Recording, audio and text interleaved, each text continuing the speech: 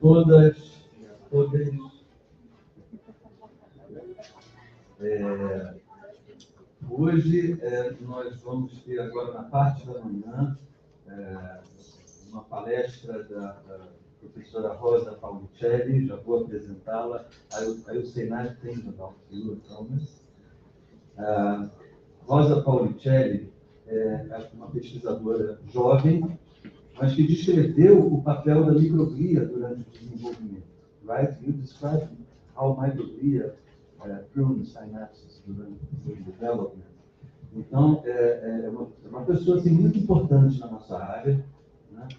Como temos muitas pessoas interessadas em neuroinflamação, é uma honra ter aqui a professora Rosa Paolicelli, né? A Rosa fez biomedicina em Bolonha, na Itália, em 2006, mestrado em Bristol, no Reino Unido, em 2007. Em 2011, ela concluiu o doutorado na Cellular and Molecular European Biology Laboratory, em Zurique, na Suíça. E, a partir de 2018, ela se tornou professora assistente na Universidade de Lausanne, né? E ela publicou em colaboração com todos os cientistas top na área, como Beth Stevens, you published with her, Andrea Matteoli. Então, ela tem assim, publicações muito importantes na nossa área. Tá? Após a palestra da Rosa Paolicelli, nós vamos ter um mini-simpósio com João Relvas, mini-simpósio de desenvolvimento do sistema nervoso com João Relvas, com a Júlia Clark e comigo. Né?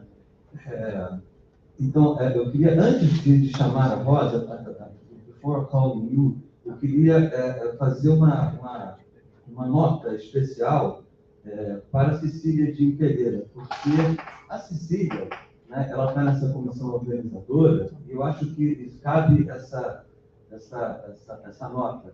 A Cecília está nesta organização do simpósio UFF-Fiocruz desde 2015. Né? Ela é uma pessoa que, pela Fiocruz, ela alavancou essa proposta, né, de a gente ter essa parceria, né, que começou com o Luiz Antônio e com o Sabino lá em 1998, quando nós formatamos essa pós-graduação. Então, queria dar os parabéns para a Cecília, que é sempre uma pessoa assim, muito importante na organização desse simpósio. Né? Então, Rosa, it's an honor to receive you and to hear your lecture. Thanks so much, Claudio. Thanks, everybody. Cecilia, Paola, Raymond, the organizer. It's really a pleasure, even more than honor for me to be here with you today. Just I have to apologize, probably because my talk will be in English. So in Portuguese, I can just say minutos. And I will hope will be clear, but you can stop me anytime. If you have questions, please interrupt me anytime. So maybe I need to take the pointer first. Thank you.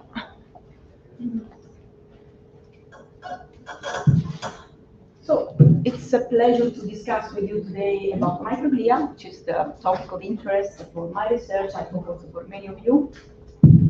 And to discuss with you some recent data, and also to give you a bit of a background about what these cells are, what they do in the day, why they are so important. So, you know, microglia is the field of microglia biology is not really recent, so but not even very old, because it's 1 century of microglia biology research. They were described by Claudio Serfaty, this Spanish neuropathologist, in 1919. He was actually the first person giving the name microglia because of their tiny size of the soma, small cells, so still glia, supporting neurons, but tiny and different somehow. And he was making these handmade drawings you see here, which are really similar, that's also very interesting, to what we now with very fancy tools and 3D reconstruction we can do, so not very different in fact. And these are these beautiful cells, highly magnified, and what you will see if you make, a PubMed search with the term microglia keyword, what you will see, maybe, no. Só um minutinho. Ou então não funciona.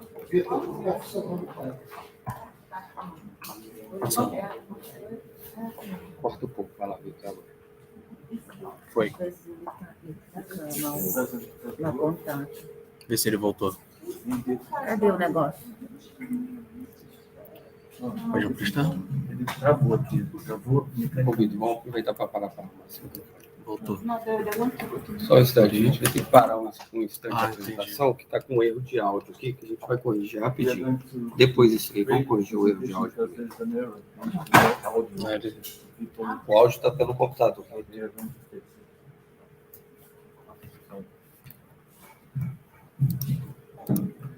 A gente vai corrigir só um áudio que está com problema. Voltou? Não. O áudio está pelo computador.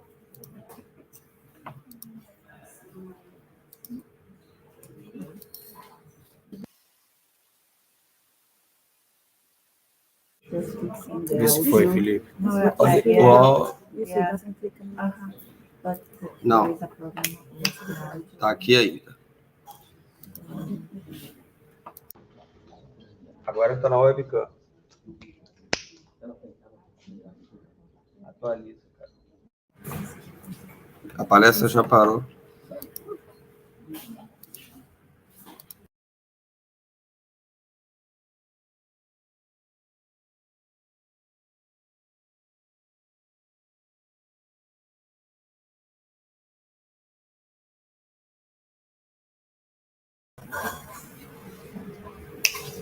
Aqui.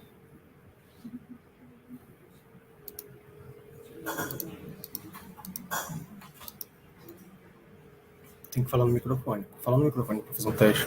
Tá aqui. Clica lá. Bota no... Aqui.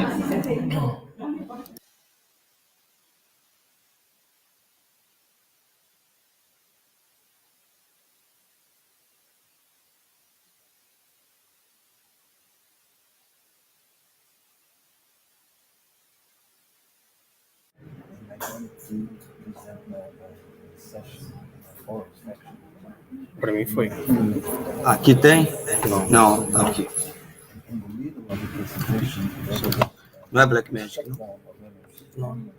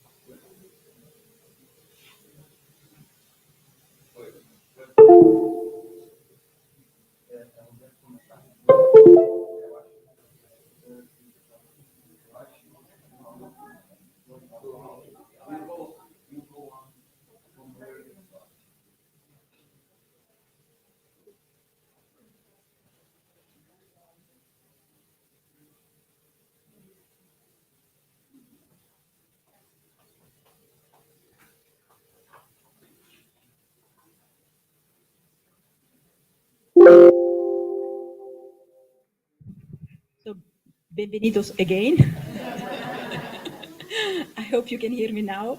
And well, we can go back to discussing about microglia. And what we were saying is that, in fact, these cells that have been discovered 1 century ago from the Spanish neuroscientists are now going to a phase of ascending interest. And this is exactly what you see if you search for the term microglia in PubMed. It's exactly what we are going to see, that in the last 20 years, although this is, as we just said, microglia have been described 1 century ago for the first time, most of the studies, most of the research in microglia comes from the last 20 years or so. And in fact, there are a couple of reasons for that. So first of all is also an historical reason, which is very important because until a few years ago, microglia were considered to be quiescent cells, even this terminology, resting cells, which are cells doing basically nothing, really waiting there for some pathogen, some infection to arrive and so. But now we know that this is not the case at all. And we started to appreciate this even thanks to the first reporter mice, the first genetic tools to study microglia. And in fact, that was in the 2005, the first images of live microglia moving in the brain. I don't know if you have watched these videos, but if not, do, because it's really, it's always exciting to see them, how at the very first time that they were discovered, how they were motile, moving constantly all the time in the healthy brain, because in that preparation, they were not even opening the skull, was imaging through and showing that these cells are doing a lot of movement, a lot of energy spending as well. And so from there, it also started this new series of questions: why they're moving, what are they doing in the healthy brain, what is their role in physiology, not only in pathology, because until that time, most of the studies in microglia were related to pathological context, infection, inflammation. And so also together with these tools, genetic tools, and also new methods to study microglia, the interest in the field have been rising. And this is, you see, really an exponential growth in these years. So let's say, where do they come from? What are these cells? So microglia are quite special in the brain because they do not share the same precursors like astrocytes, oligodendrocytes and neurons that are resident cells as well in the brain. But they are literally invading the neuroepithelium very early during embryogenesis. You see here 9.5 embryonic days. And they come from yolk sac progenitors, which are macrophage progenitors that infiltrate the brain. And they take residency in the brain parenchyma, and they undergo maturation as well. You see here they grow, also mature, they acquire certain morphology, certain function. And another characteristic is that they are also very long-living in the brain. And they are also capable of self-renewing, but they do not take contribution from other circulating monocytes, as most of other macrophages in other tissues, in other organs do.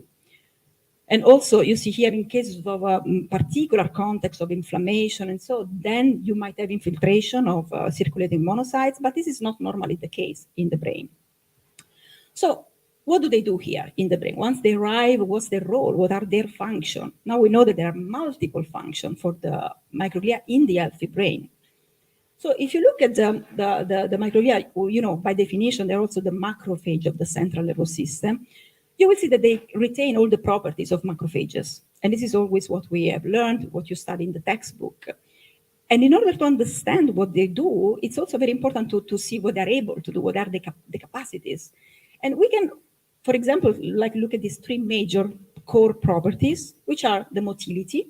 As we said already before, microglia are super motile. They constantly extend and retract their processes. They make contacts with all the neighboring cells, with other structure in the brain. And this allows them to perform surveillance, to constantly survey the parenchyma. Then, by definition, they are the major phagocyte, like any macrophage. The name itself says it comes from Greek, means a big eater. And microglia are a big eater. Virtually, they could engulf and digest whatever kind of cargo, ranging from microbes, so invading pathogens, cellular debris, protein aggregates, even entire neurons. So there's a process called phagoptosis, where you see really cells engulfing entire neurons. And then they are also the major mediator of inflammation. And probably you know better than me that they are able to release of these soluble factors, cytokines, which can be pro-inflammatory, anti-inflammatory, and not only, because they can also release a large variety of molecules, which can also be growth factors, helping other cells to mature, to differentiate. So altogether, with this set of skills, microglia are there to provide protection to the brain, as a classical immune cells would do. But on top of that, they are also able to participate in a number of biological processes. And we are just discovering that more and more in the last few years. We know that microglia can contribute to myelination, they can help in neurogenesis, they can also refine synaptic connections, so helping by synaptic pruning in proper connectivity of the brain. And in the adult life, for example, they can keep being important for maintaining the brain homeostasis. They can contribute to the permeability of the blood-brain barrier. And also, you see down here, of course, they are involved in inflammation. They can control the release of soluble cytokines, also to coordinate a large-scale response with many other cells around. But not only that, in fact, because they're also, as we know very well, involved in pathology. So the point is that if microglia are so key for helping and contributing so many different biological processes, it's not difficult to imagine that if something goes wrong with microglia to start with, this might contribute and even cause brain dysfunction, all the way from neurodevelopmental disorders to neurodegeneration.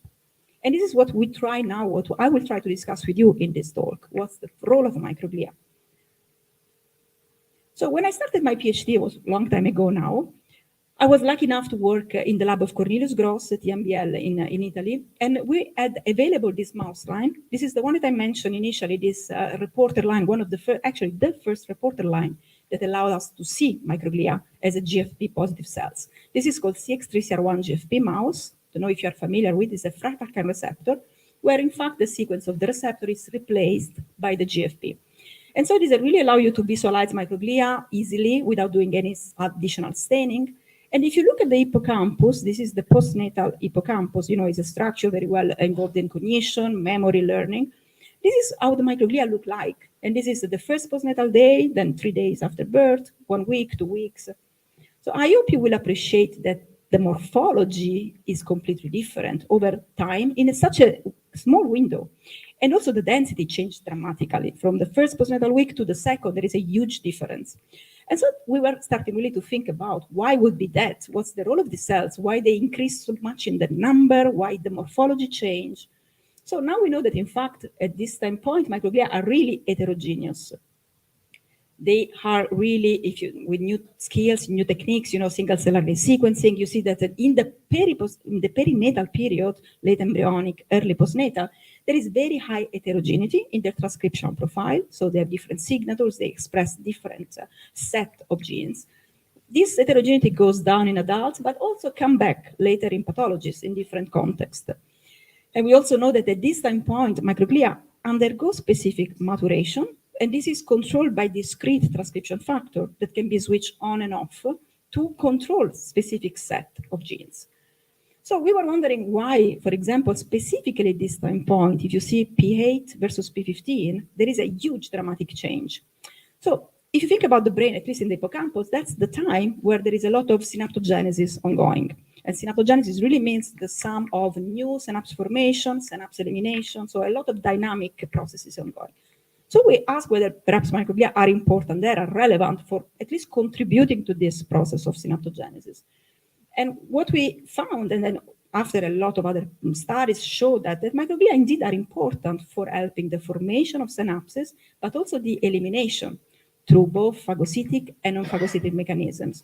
Now we have plenty of studies and models, microglia models, so dysfunctional microglia, so genetic tools to invalidate microglia that help understanding what's the role of these cells. So at the time, we could provide evidence that if you look at microglia at this critical window, you could find inside synaptic markers, so structure belonging to synapses. In this case, it's a PSD95. It's the postsynaptic density, which is actually the scaffold of the spine density, the spine terminals. And we had evidence that this could be found inside microglia. And by using this reporter mouse, the CX3CR1, so the fractal kind knockout this time, we could see that microglia per se were deficient, for example, having defective morphology, defective numbers, and this in the knockout was in fact correlating with a consequence of the synaptic structure. So if you look at spine density, then in those mice, you will find more spines. And for us, it was a kind of like evidence that by having less microglia that would do the job of pruning, you will end up having more spine density. And this is quantified here, particularly in the time where the density of microglia is decreased. Then with time, the cells catch up, they reach the normalized levels, and also the spine density in adulthood also managed to reach a normalization. However, what also we found very interesting is that it's not only a defect in the structure, so the fact that you have more spines or different morphological spines, but it was really the consequence on the functional level. In fact, in those mice, if you look at their properties, the electrophysiological transmission and properties of neurons, you will see that they are kind of immature as compared to the wild type. I will not go much into details, but just to give you the idea that these neurons from those mice have also functional consequences, which also are associated with connectivity defects, not only in development, but also in adulthood, so are long-lasting functional consequences. And at the end of the day, also what we care more about is probably behavior, to see, okay, well, you're telling me about defects, but how does it translate into mouse behavior, organism behavior? Well, these mice, we could see they had defect in social interaction. They were not exploring the social stimulus as much as the wild type control. They were also having stereotypic behavior, like doing grooming, this kind of a behavior that the mouse do to clean the fur, the mouth. In this case, they were doing over-grooming, which is considered a sign of stereotypes like similar to autistic-like behavior, together with the social defect exploration. So this was just one of many models that have been described after to show you, to tell you that if it is sufficient to induce a dysfunction selectively in microglia, to observe a defect on the synapse level, but all the way to the behavioral level. And so one of the aspects is about pruning. Of course, I need to make a disclosure here. It's not all about pruning, of course. This is what we are interested as a lab, but there are so many other contributions of microglia to the, we mentioned in the introduction, neurogenesis, myelination, so many other components. But if we focus for a second to pruning, then we will see that there are several models that have been described, genetically speaking, and also I think that's the power of the tools now, no? Where you are able to induce selectively a knockout in a microglial gene, and then see how this impacts on the organism, on the rest. And we could see impaired pruning, so defective or even excessive pruning. And what is interesting is that, in fact, you can even identify a pattern between the defective pruning that is more happening during development, for example, is more associated to autistic-like disease, pathology like that, or excessive pruning, which there are models that you see listed here that are more associated with neurodegeneration. And this is at the other spectrum, the other end of the pathologies. So these tools, this new way of looking at microglia brought us, if you like, in a kind of like paradigm shift, where now we can really think about microglia even more central in the pathologies. Because at the beginning, I'm talking about maybe until 20 years ago, microglia were perceived like passive responders, which means that they were responding only, as I said at the beginning, being quiescent cells, resting, just waiting there for something to happen. But until, for example, a neuron would have started a trigger being dysfunctional or damaged, and then activated microglia. Even this word of activating microglia, now we will discuss at the end, is also a bit, we have to revise it a bit. It's not that correct anymore.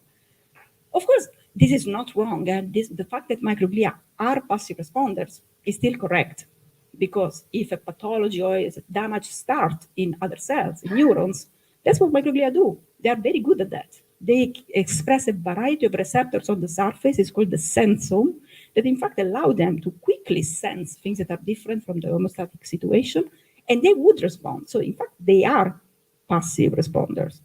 However, the point is that they are not only passive responders. That's actually what we need to think and reflect on. They can even be causal player in the pathology, and now we know because now we can genetically manipulate microglia and use specific changes only in the cells with conditional knockout mouse line and so on. And this allows us to state that, in fact, dysfunctional microglia to start with are sufficient to cause even neuronal pathologies or astrocytic defects, oligodendrocyte dysfunction, and so on. Well, however, these two scenarios are very extreme in a way, and the veritas you start, so it's more in the middle that the truth is, which is in fact the situation that we are starting to consider now, because microglia probably are doing some kind of a compromise, right? So they are able to respond, they are also able to contribute to pathology, and this makes them in the right, perfect position to be considered as disease modifiers. And this concept comes more and more supported by genome-wide association studies, where you see that the majority of the risk genes associated with the risk of developing a pathology are highly expressed in microglia.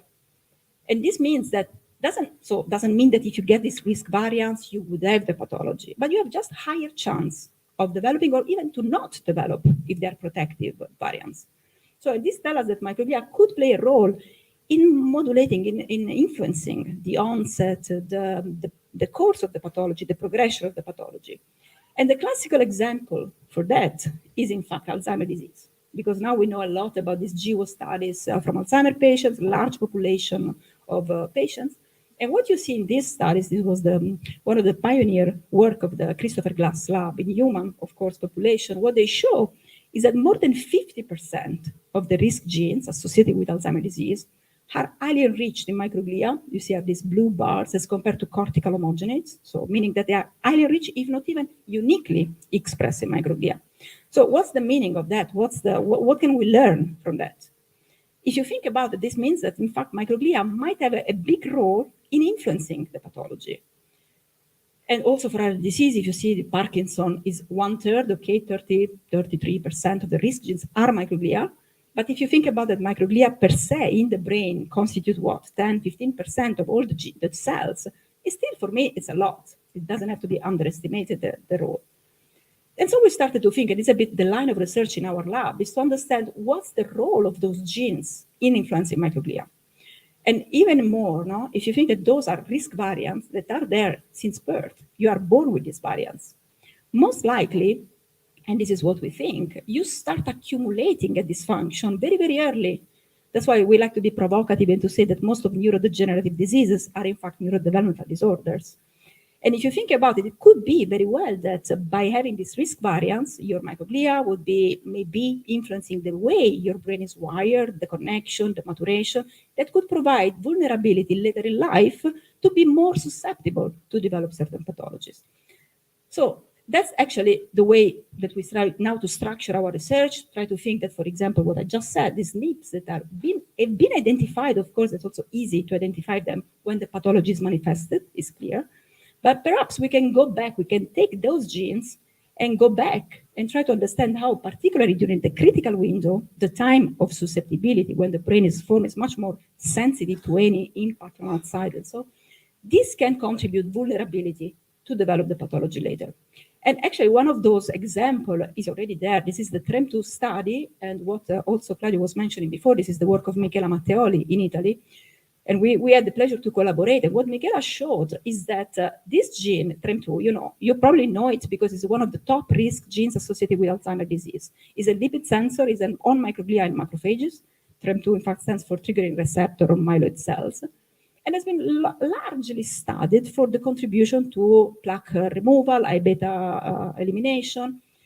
However, if you take a mouse that has a knockout, it doesn't have TREM2 in microglia, and look during development, what you see, it's this scenario where the pruning is defective, so microglia are not able to remove properly synapses.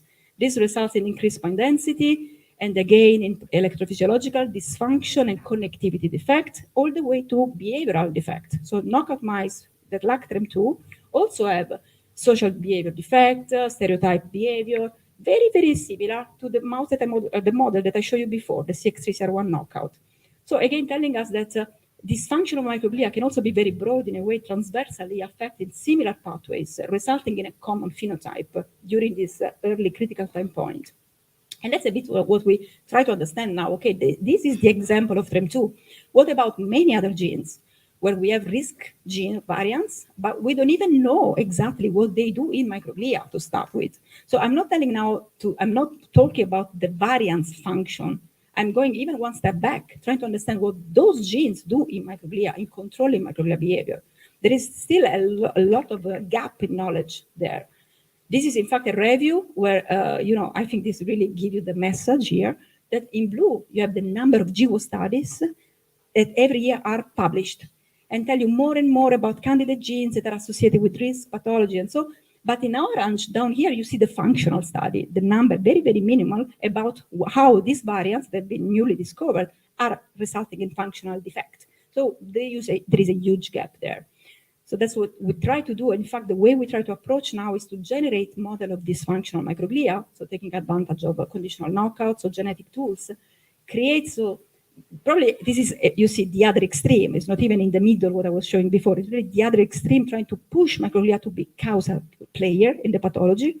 But this at least is a way that will teach us a bit more about those genes, a bit microglia processes and function in certain pathology. And so we have taken different genes. Now, we are focusing on some that are related to Alzheimer's pathology, ALS pathology. And this one is a MCT, is more related to the metabolic control of microglia, which can be transversally related to many contexts and pathologies. And now I'm going to give you some data. I think I have still kind of 15, 20 minutes. I can tell you a bit more about this project specifically. And the idea started because, as I said, first of all, the metabolic control of microglia is really important for different pathological contexts, but of course also for physiology to start with. And just to say that whatever we need to know about pathology usually start by knowing the physiology. So we really need to know what these cells do in a normal context to understand better how they are implicated in pathological context. And if you look at microglia, I guess, I don't know if this is probably not running, but this is a video where you will see them moving a lot, and actually this probably, let's go, perfect. So you see, they are motile. These are organotypic slices where we can label neurons by viral transfection. And you see the microglia in this reporter mouse CXCR1-GFP moving all the time, contacting the neurons, scanning the environment. And if you go even with higher resolution, I don't know if you can appreciate the movement. Maybe can we click on the video? Yes, exactly. You see even this tiny filopodia, this is very high temporal resolution, where you see that they are moving constantly. Every second, they will do something different. And now the bottom line for that is really, they must have a very important energy demand. So how otherwise they could sustain so much movement, so much motility in a restless manner. So this was also a bit the starting of this project. So how do microglia? Because now we know that they move, and it's not even the question why they move. The question, we know they move because they need to survey and to provide constant support to the brain. Now, the second question is, how do they manage? Where do they take the energy from all the time? And so we did some time ago a study by acutely isolating microglia from adult mice, and we look at the transcriptomic signature. Now, if we interrogate that database for the major KEG metabolic pathways, what you see that in principle, microglia express the majority of all the enzyme associated to these pathways, which you see, I don't know if you read it here, this is oxidative phosphorylation, glycolysis, fatty acid metabolism, and so on and so forth. So telling us that in principle, at least at the transcript level, microglia will be ready to face different metabolic substrates. And this could be taken as the basis of metabolic flexibility of microglia. So the question now is, functionally speaking, does it really hold true or not? And there was a study a couple of years ago from the lab of Brian McVicar, where they really were showing this very elegantly. So in acute slices of brain, look at microglia, they are super ramified, nicely moving and scanning the environment. If you remove glucose completely, which was thought to be the major metabolic substrate for microglia, what do you see is basically nothing. There is no difference after 1 hour, telling that even in the absence of glucose, microglia would still do their job, still move completely, being ramified, you will not even realize that they are in an aglycemic condition.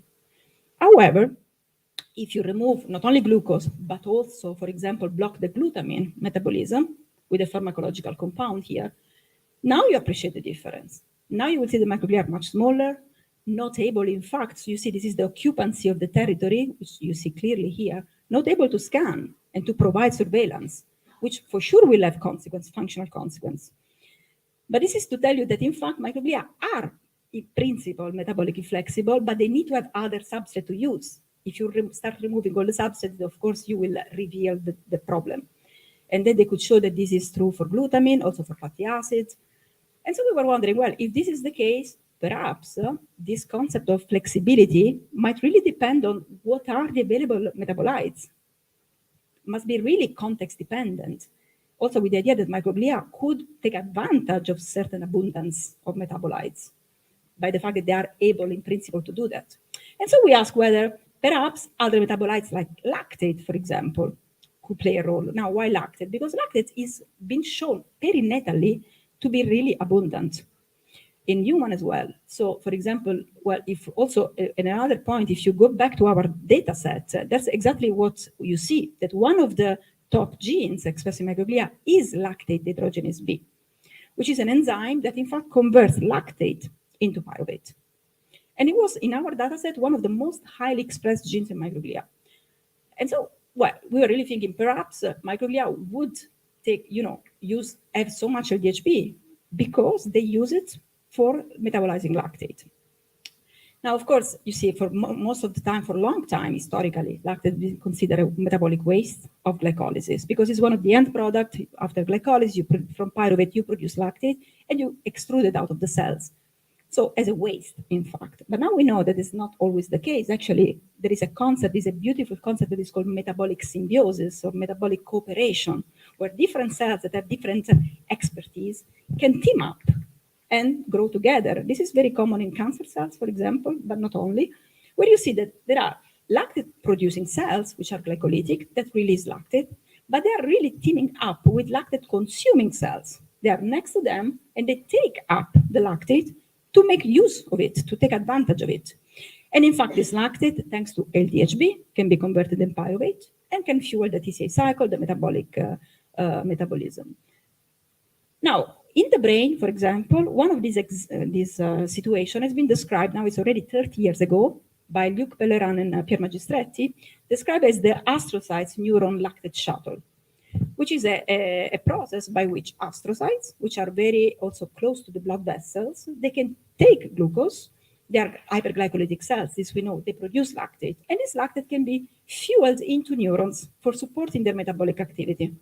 And as you see here, maybe you can't really see it, but there is this LDHB in the synapse, in the neurons, that is required for the conversion of lactate into pyruvate. And now I just told you that microglia have so much of LDHB abundance. So perhaps they would be also cells able to take the lactate, to import the lactate and make use of it.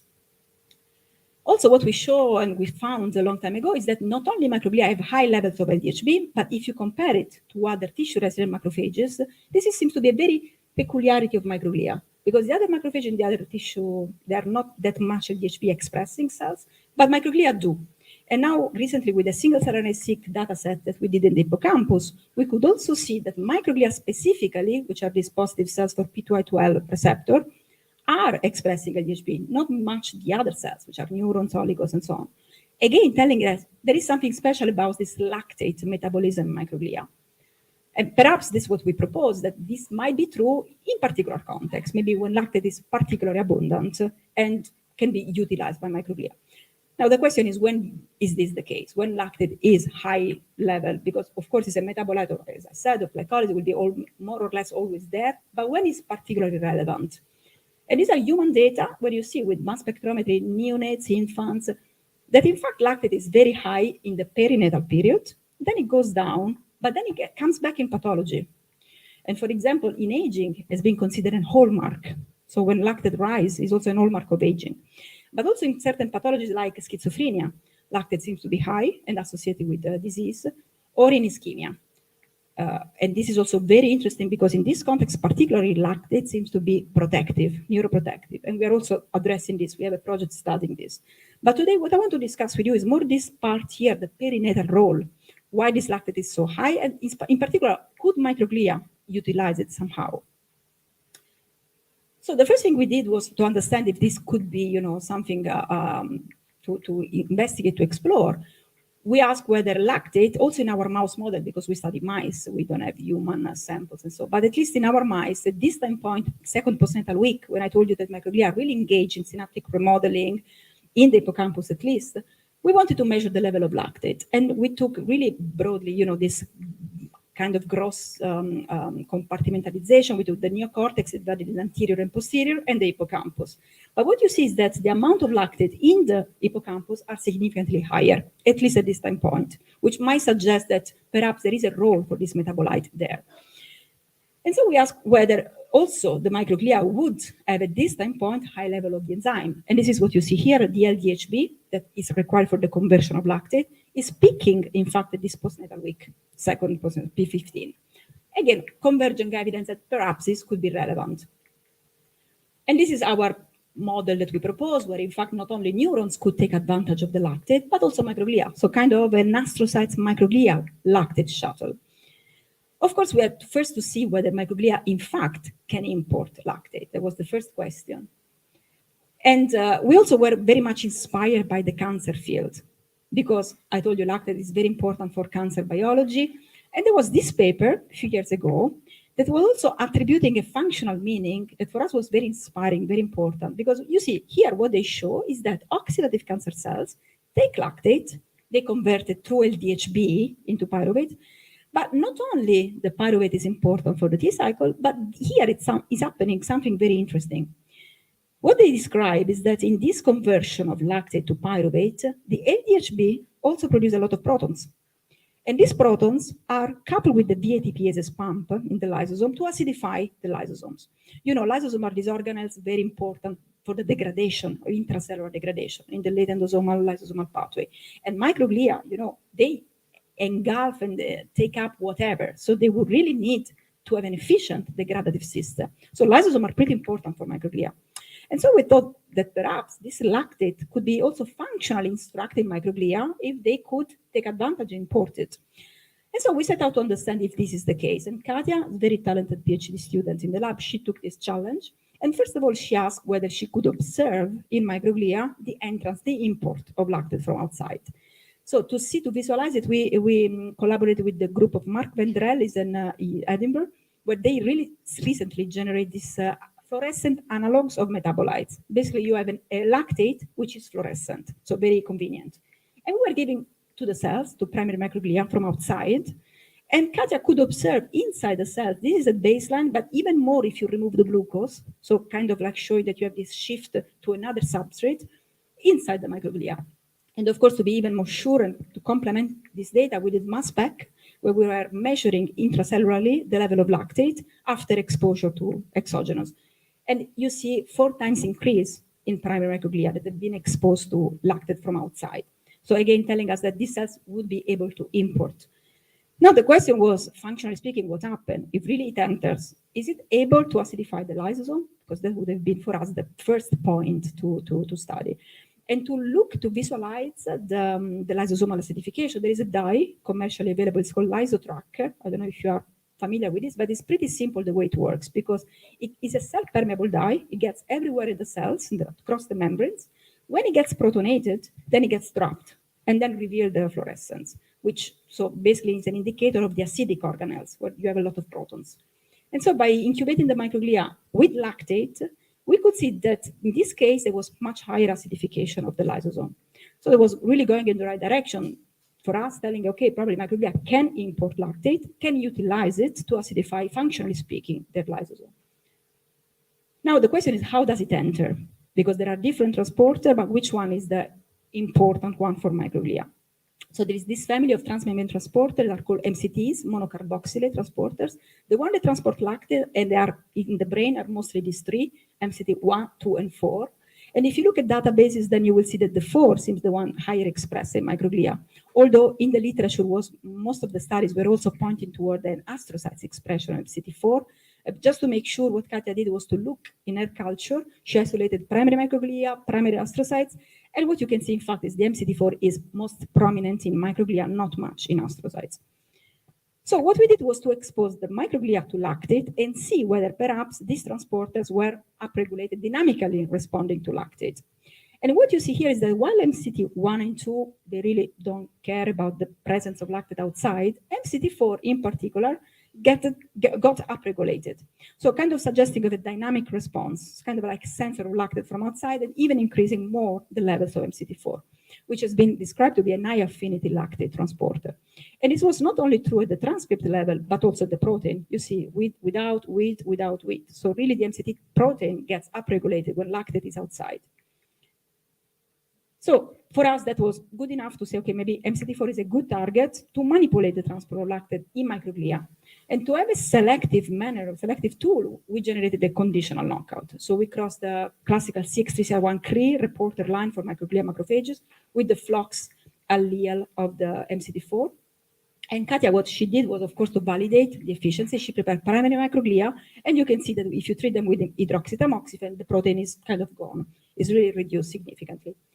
And so the first thing she did was to look whether the lysosomal acidification is also impaired by not having MCT4. And this is here again the same LysoTracker dye. You see a significant decrease in the knockout cells. This is because we cultured this microglia primary with the astrocytes conditioned medium that contains already lactate. And we measured it, it was about 5 and 7 millimolar already and at baseline. So we thought that perhaps, yeah, this is exactly the response to the lactate that is contained in the medium. But to make sure and to see that was a response to lactate, we designed a proper experiment where you expose microglia wild type or knockout to 25 millimolar lactate, and you see how they react. And again, you see that while the wild type really increased the response of the acidification, about 50%, that was not at all the case for the knockout. With or without lactate, they were exactly the same. So suggesting that, yes, lactate can induce the acidification of the lysosome, but it requires MCT4, because if you don't have it there in microglia, this is not happening. And this was not really related to the structural change in lysosome, because if you look at some protein, like lysosomal protein, like LAMP1, these were not affected. So it was really something to do with the acidification. And now the question is, what does it mean in terms of functional readouts? How does this translate in the microglia if microglia dysfunction? So first of all, we wanted to see in the time point at P15, where these mice are developing, the hippocampus undergoes so much remodeling, also by microglia. And we look at the mice at P15 here after tamoxifen injection, P6, P8, postnatal day 6 and 8, so 1 week after the depletion. And of course, you want to make sure that the microglia are knockout for MCT4. These were acutely isolated with the max sorting, and you see the transcript level are reduced, the protein level are also reduced. So now it was good setting to say, okay, what happens to the brain? What happens to the microglia, first of all? And if you look at microglia in these mice, in the hippocampus, so there are no major changes in the morphology. These are really gross analysis. You see broad analysis. You look at the branches, volume, area surface upon reconstruction in 3D. But what we notice is that the amount of this CD68 phagolysosomal structure was bigger. And CD68 is a marker of phagolysosomes. And it's also interesting, we can discuss the interpretation of it. What does it mean when you have more of this CD68 positive structure? So clearly these are phagolysosomes. The fact that you have more can even be two opposite things, because it can be that the cells are engulfing much more, so that's why it's a readout of phagocytic activity, but could just be the opposite, because if they're not able to degrade, you will see an accumulation. So, and that's also something that usually in the field we tend to not do. We always think it's a direct marker of phagocytic activity, which is not. So we have to be careful about that. The only way that you are left with is to do some functional assay, really functional, to see which one of the two scenarios is true. So we did the primary microglia preparation, and we really gave to them cargos. So we prepare a synaptosome from the mice which are labeled with tomato. So these synaptosomes were already fluorescent. We were feeding microglia with synaptosome, and look at the fate, what happened.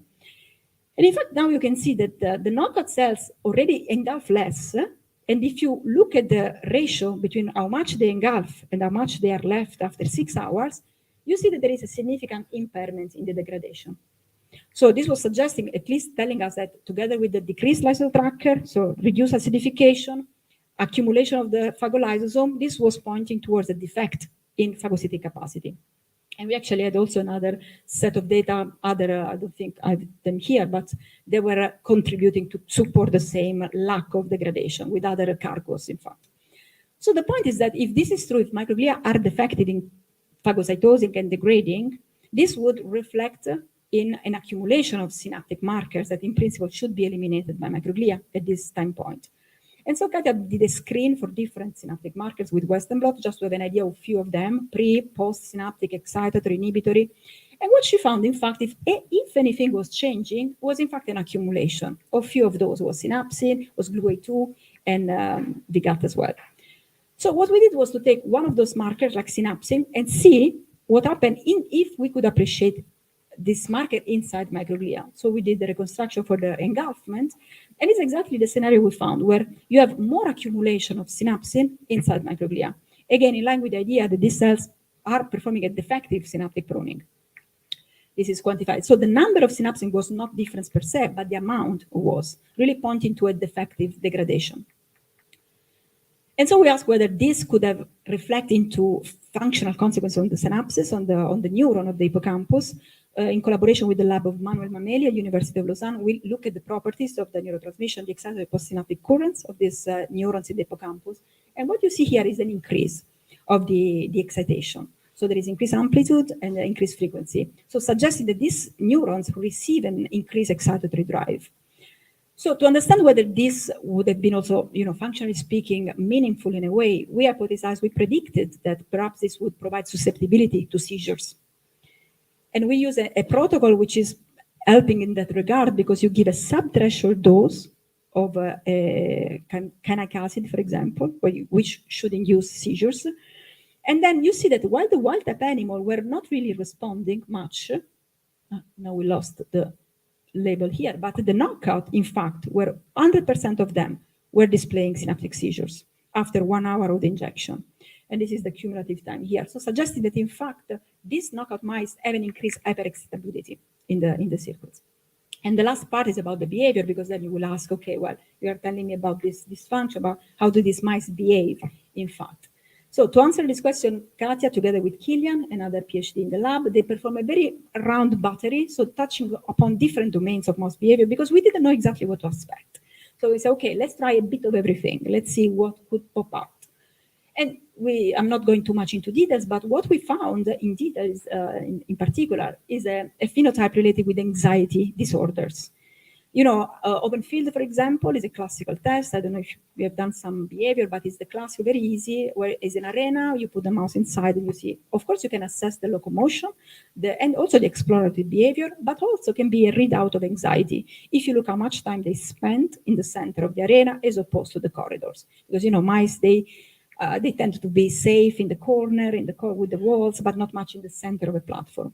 And in this case, the males, you see, they will spend much less time in the center. So as a readout of anxiety-like behavior, not really the females in this case, but we complemented this also with elevated plasmace. Is another apparatus, is the gold standard for anxiety, is, these crossed arms with open and closed arms. And you see how the mice explore the open arms as opposed to the closed one. And again, in this very similar, the males display anxiety-like behavior, spending much more time in the closed arms, being afraid of exploring the open space. Female also, I'm not going too much into detail, but they also display an abnormal phenotype. They were having much more immobility time, reduced exploration. So probably is another way of displaying anxiety-like disturbances. We don't know really much.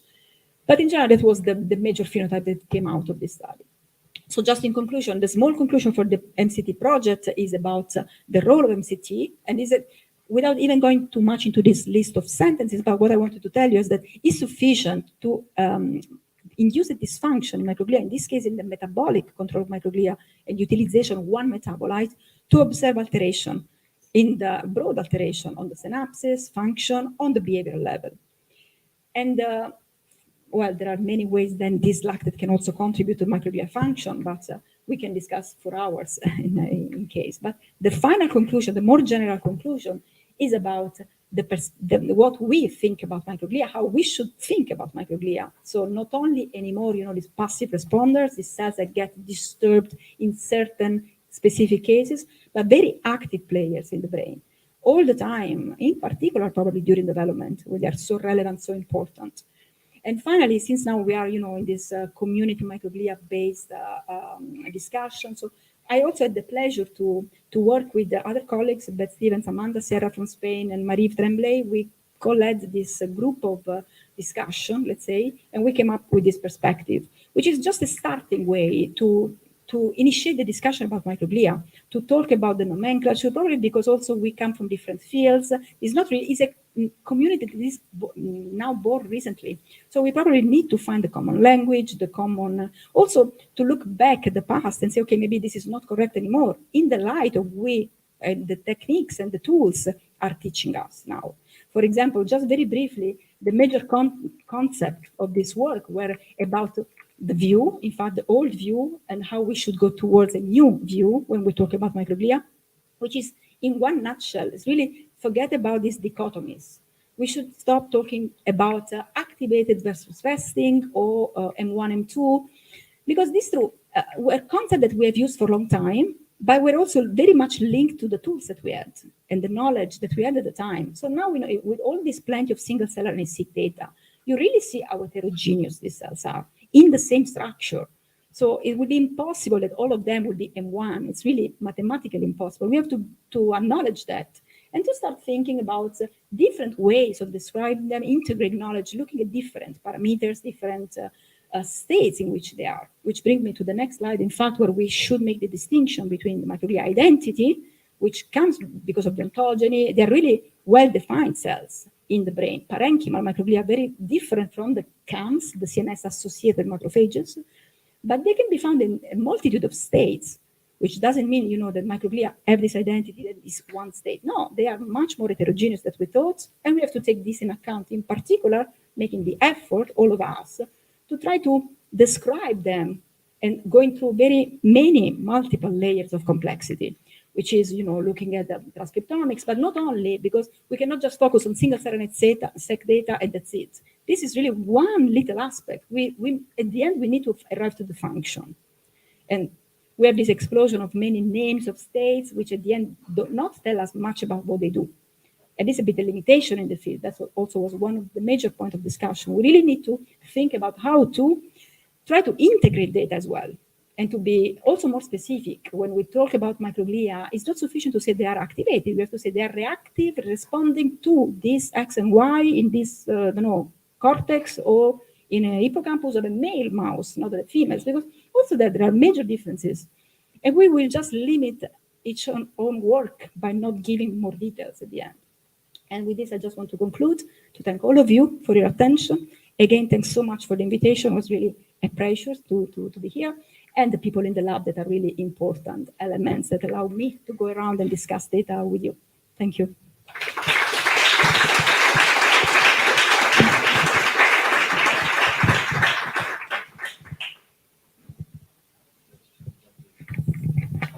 Thank you, Rosa. Spectacular lecture. Fantastic. We learn a lot, I'm sure. Perguntas? Don't be shy, because this is a unique opportunity to learn more about microglia. Não sejam tímidos, porque é uma oportunidade. Podem fazer a pergunta em português, a gente traduz. Cecília pode me ajudar nessa tradução, né? Então, Cecília.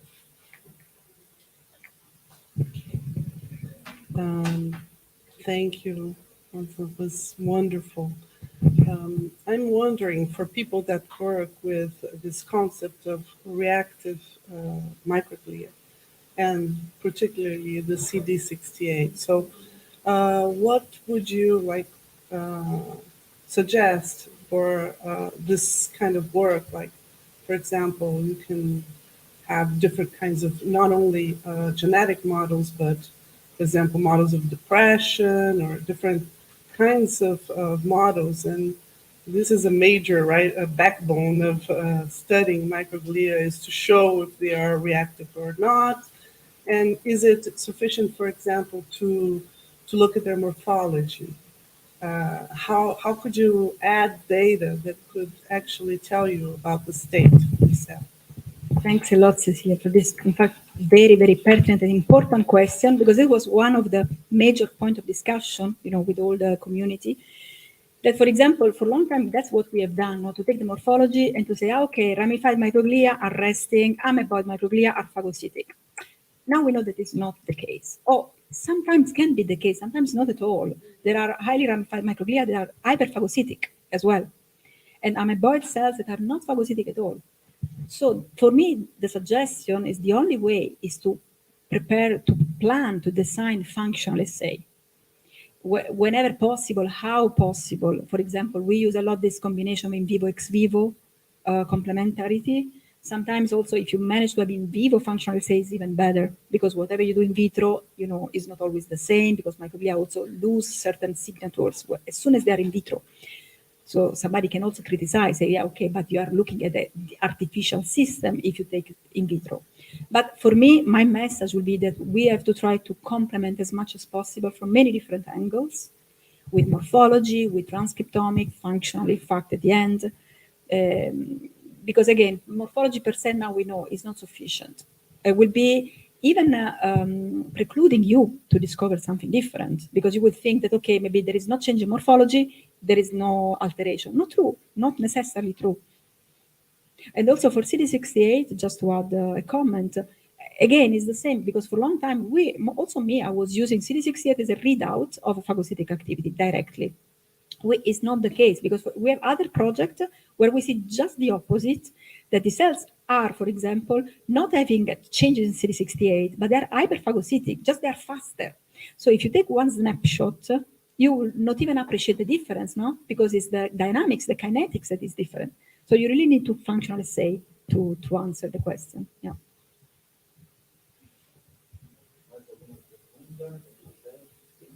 have one question. While they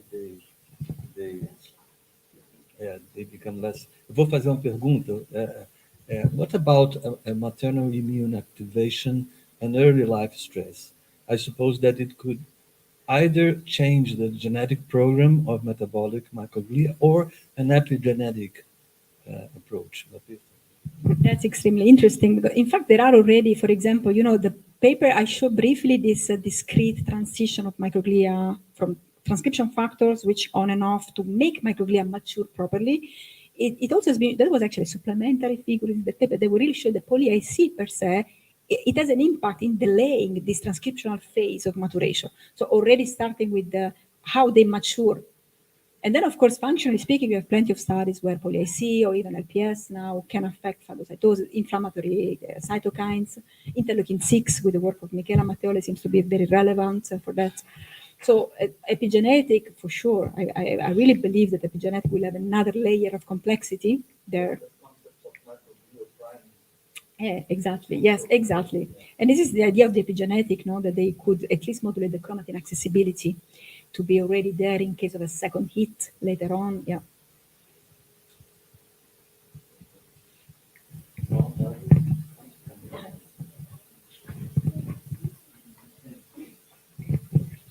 Rosa, very nice talk, thanks.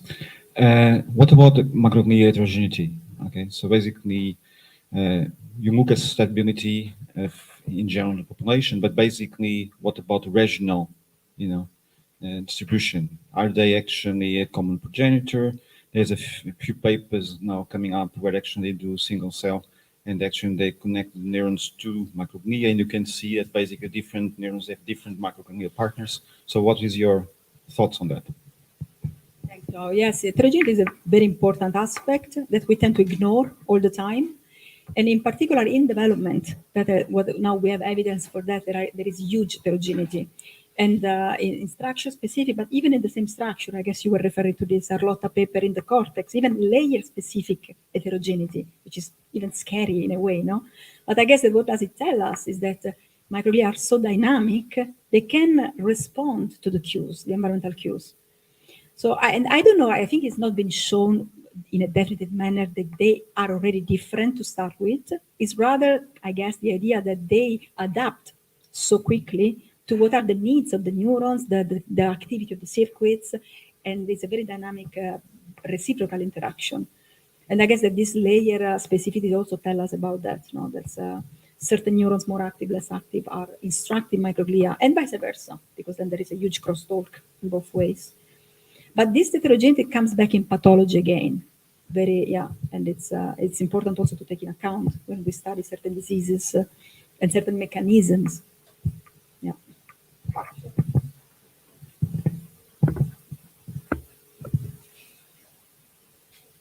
But do you think, for instance, it happened the same, for instance, in oligodendrocytes with Castello Branco's work, that there's actually a lot of heterogeneity of oligodendrocytes. But however, when there's a pathology, when they actually react to an injury or pathology, this transcriptomical heterogeneity really collapses, and they, are very defined. So basically, the transcripts then became very, very confined to. So do you think it will happen the same with microglia? Once you have a pathology, there is, a tendency to actually to have less variability of the transcriptome?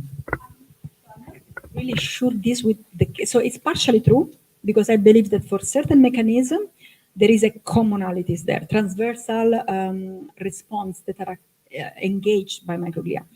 But there, I guess that also we are a bit confounded by, with those single-cell RNA-seq, we have this DAM signature, damage-associated microglia. It's very complex. So, and if you look at these signatures, it's not like three markers or 4 markers, as we usually like to think. It's much more than that. And most of the time you read papers and say, okay, we found a DAM signature, just because they found 3 markers. That's probably what leads us to think that there is a common response all the time, which is not true, because if you go a few layers down, you would see that it's completely different. So the overlap is minimal. Of course, and that's what I'm saying, the common signal, the common response is what makes microglia react. And I believe that they would react regardless of specificity, or it's more a pattern recognition rather than identity of the trigger. But then the downstream response can be very, very different, I believe. from Alzheimer's to ALS to frontotemporal dementia to any pathology, and in different, according to the trigger as well, no? So that's my take on that, yeah.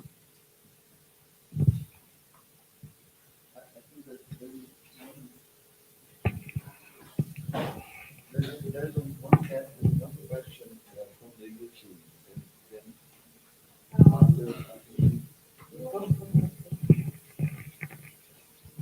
So, user the aging modulates some gene expression by epigenetic factor or other factors. Aging. So aging for sure is an impact in what they've been described as sorry. So you were asking if aging has an impact on microglia. For sure, yes, because aging is, as for any other cell type, I would say, no, it has this impact on cellular senescence and losing certain function. And for microglia as well, it has been described that this is the case. There are this also, even morphologically speaking, for example, this dystrophic microglia have been an hallmark for aging. And with function as well, they lose the capacity, even the efficiency to be phagocytic and so on. But yeah, definitely aging is an impact. Mm-hmm. It's different. Also, the genes. There are several studies that, for example, have compared adult microglia with aging microglia, and they clearly see difference already at the transcriptomic levels. Yes. Thank you. A question? The YouTube question is going to Tiago Ramos. I'd like to ask you if evaluated lactate or other metabolite modulation by microglia in neurodegenerative diseases. So if the modulation of lactate is also happening in neurodegeneration. For example, yes, in Alzheimer's, also lactate seems to be affected a lot. And in ischemia, for example, this is one of the neurodegeneration model that we are really much interested in, because there it seems to have a protective role. And again, it seems to be having a protective effect through fueling the neurons, supporting neurons. And what we try to understand is also the contribution of microglia there. Because, for example, at the University of Lausanne, there are clinical trials using lactate after ischemic event because it's beneficial. So that is a matter of fact. It seems to have a beneficial effect. Now, understanding the cellular mechanism, we are sure that there are multiple. Of course, you might support the neurons. Probably that's what we are also trying to investigate by instructing microglia to be more phagocytic. Perhaps this will help the tissue repair and the progression of the pathology afterwards. But for example, in schizophrenia as well, also lactate has been associated with the pathology. And again, there we might think that also microglia could contribute through the pruning of synapses to be more efficient in removing a connection during development. But yeah, there are plenty of implications of lactate in diseases. João?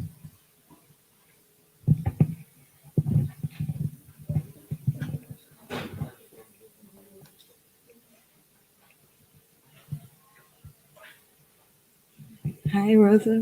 Great talk. I was wondering if lactate or the MCT4 transporter would be regulated by the experience, exactly, because it maybe has some kind of a peak in specific ages when you see, like in the first part of the talk, in hippocampus, a big change of microglia phenotype and a lot of cells colonizing the tissue, and if these two factors could affect and be regulated by experience. Thank you. This we don't know. I think we cannot say that. What we can speculate is probably that the levels are responding to the amount of lactate outside. So not really from experience. This we have not done any experiment in that regards.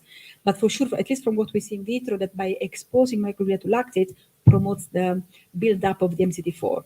So that's why we think that in development, at the time when there is high abundance of lactate, perhaps also microglia respond accordingly by increasing the level of MCT4.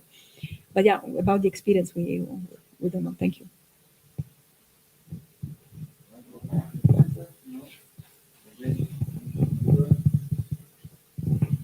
Thank you. Let's move on. Thank you, Rosa.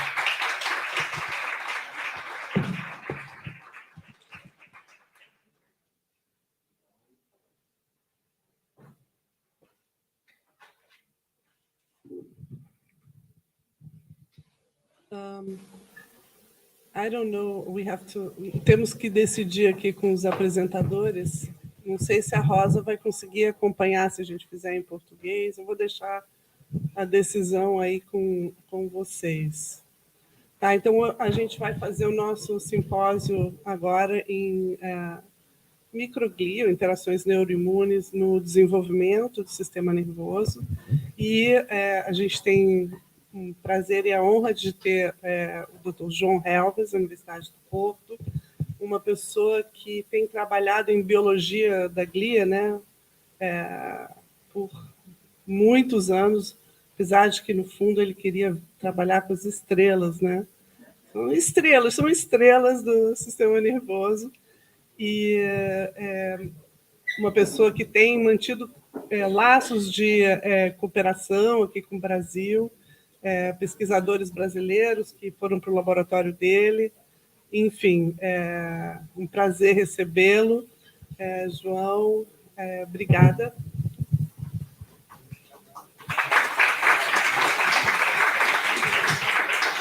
Obrigado a todos. I'm going just to tell you a few Portuguese words in Portuguese. I'm sorry, Rosa, and now switch to English. And actually, I'm going to talk about myelin. It's going to be the only talk today that is not going to be microglia related. And tomorrow, yes, I will talk about microglia. So, quero só dizer umas palavras muito rapidamente, que é para já agradecer-vos, não só o convite, mas também agradecer-vos a vossa resiliência como cientistas nestes 4 anos de chumbo que assolaram o Brasil.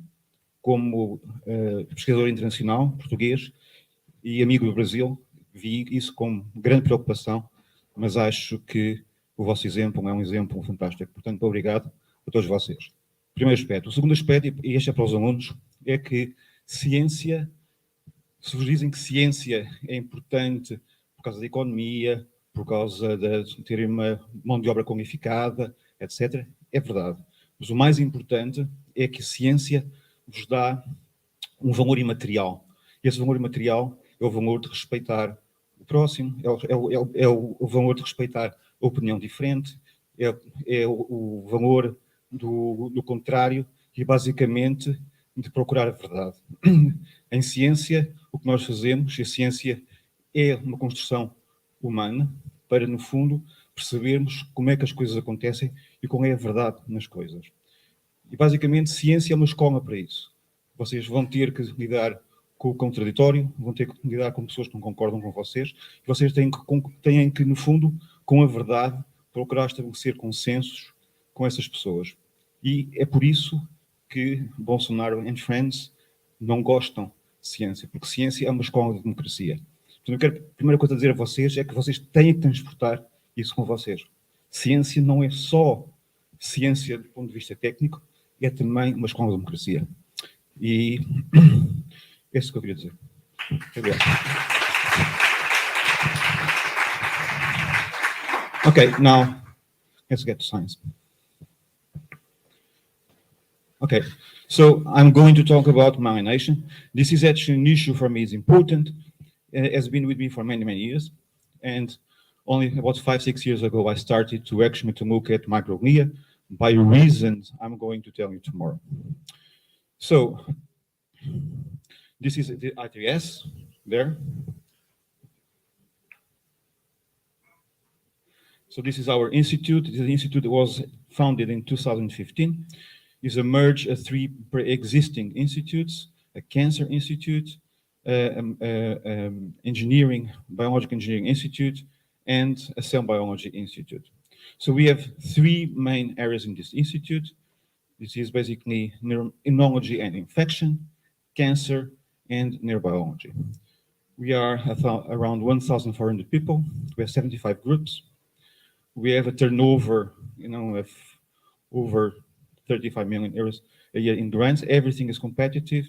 We have 7 ERCs, we have advanced ERCs, we have synergy ERCs, we have a lot of European projects going on, and we are the biggest institution in biomedical science in Portugal.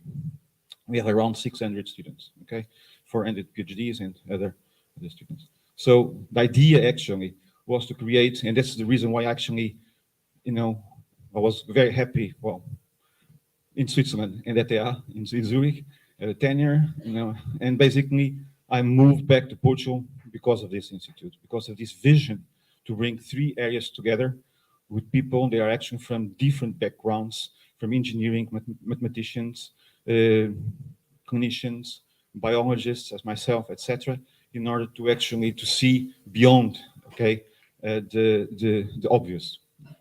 So what I'm going to tell you is basically there's 3 pictures representative of my past. One actually is Cambridge, the first one, beautiful picture, where actually I spent some of the best years of my life. I was in the lab at Charleston, Wisconsin, that is actually one of the leading figures in myelination. And part of my work was with Martin Evans, with the knockout technology. Martin, as probably you know, won the Nobel Prize later for this technology. And since actually learning to do knockout mice, I then went to Switzerland. This is Heideland. This is actually the Engadin. So this is the Swiss part on the left. So Heidi and Pedro and the grandfather will come back there in the sheep, etc. And there I actually started. So I had a project for a big project funded by SFN. That's actually Rosa is funded with Uli Suter and Lucas Sommerin. So it was a very, very big funding. It was kind of a 10 million Swiss franc funding to really develop Kree-Lock's technology and inducible knockouts in the myelin field.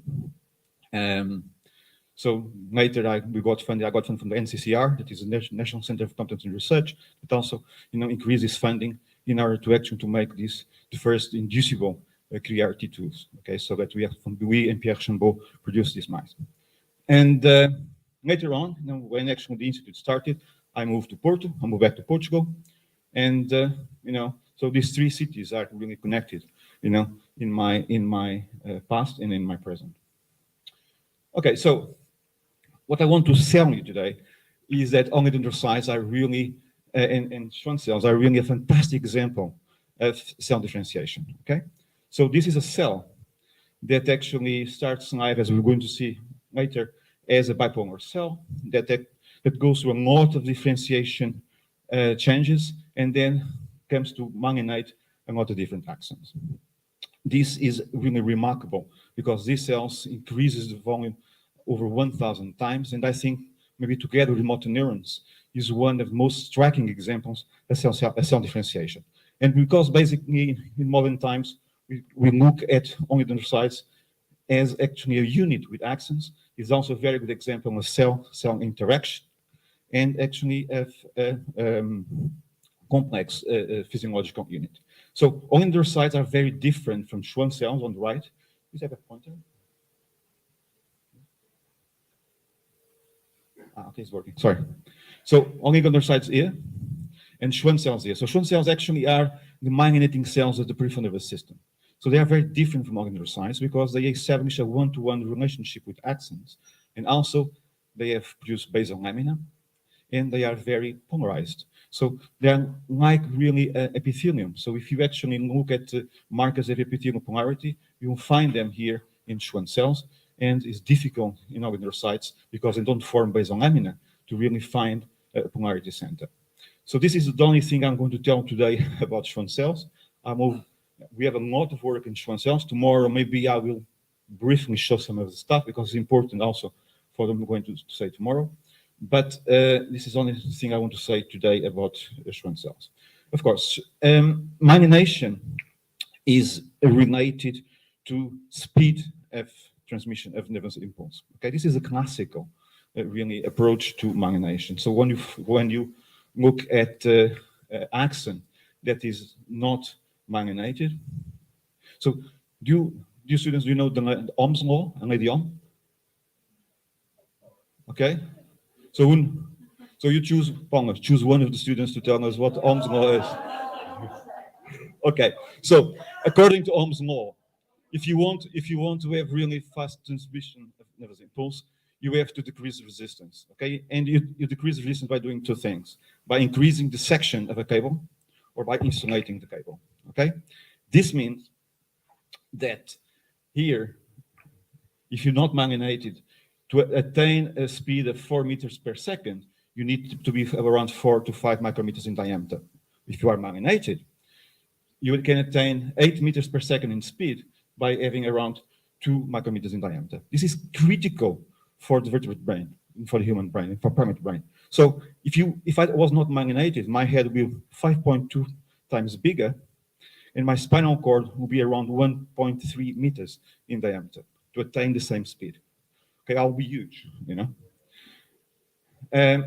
This actually myelinated versus non-myelinated decision in physiological decision is important because, you know, if you see Dr. House, it's a bad example maybe, okay, he says the pupil reflex, and this basic parts because it's slow is non-myelinated, and there's actually other tracks that are non-myelinated in our body. For instance, we talked yesterday a little bit about the nervous system in the gut, and a lot of these tracks are not myelinated, thank God, because if they are myelinated, you'll be very fast, and so if you have the urge to go to the bathroom, if you're myelinated, you won't make it, okay? So there's some actually practical things on that. But in modern times, we know that oligodendrocytes, they do much, much more than actually just insulating axons. And just, you know, Rosa already made my work very easy. So people in the lab at Nava and others, they really found that, you know, astrocytes, they are connected to the vascular capillaries in the vascular things in the brain, and basically they are important because they transport the glucose to GLUT1 transporters, and basically convert actually the oligodendrocytes convert this in pyruvate and lactate that is transported through MCT1 in axons, in the oligodendrocytes, and MCT2 in axons, and pyruvate and lactate goes inside and actually is energy for the mitochondria. So these actually trophic and metabolic support functions of astrocytes are now critical and they're very, very important. And actually oligodendrocytes are also a very important member of these metabolic support functions. This means actually that there's a lot of neurodegenerative diseases that we now know that are associated with demyelination, okay? And in these diseases, what really happens, if you lose myelin, like in multiple sclerosis, that is actually the most important neurological disease of loss of myelin in young adults, what really happens is that we have, after you have disappearance of these oligodendrocytes in multiple sclerosis, you have a decrease actually of energy consumption by the axons. You are starving the axons to death, okay? And that's why multiple sclerosis is a neurodegenerative disease, okay? Starts with oligodendrocytes, but later on is really neurodegenerative because the axons are being starved. And that's why probably if you give lactate to people with stroke, where there's a huge amount of demyelination, you can recover some function because in fact you are feeding, you know, you are doing the jobs that oligodendrocytes are not there. Okay, so I think Rosa made a point about that, and I will also proceed. So this is not really so hot news now, but it was hot news some time ago, is that actually oligodendrocyte and myelination in the nervous system is really connected and related to a lot of different neurodegenerative diseases. It's not a surprise, you know, after what Rosa said, and also what actually the previous slide mentioned. So we have, you know, so I received, you know, I'm an editor of Glia, as I think Rosa, you are in Glia as well on board, no? Okay, and I received a lot of things to review about oligodendrocytes and neurodegenerative diseases. Now, this week I received 5 papers to send out, you know, in that. So it is an exploding field. Okay, so, and I think more interesting things are going to be found in this area. Okay, so oligodendrocytes start their lives in a very humble way. Okay, so they start life very early in the mouse at around embryonic day 13. And they start the life, I lost the laser. Okay. They start life really in a region in the spinal cord called the PMN region. And this region, PMN region, is really common also to motor neurons. Then what really happens is that these cells will conquer all the parenchyma of the spinal cord. And in the brain, really, we have also the same kind of, you know, single origin of the oligodendrocytes that they really now spread across the brain parenchyma. So we have the natural ganglion eminence in the beginning and other structures where actually oligodendrocytes come from, and they will migrate across to really occupy all the brain parenchyma. They start their life as a single bipolar cell. They then branch and ramify. They migrate extensively, and some of them will actually contact axons to myelinate.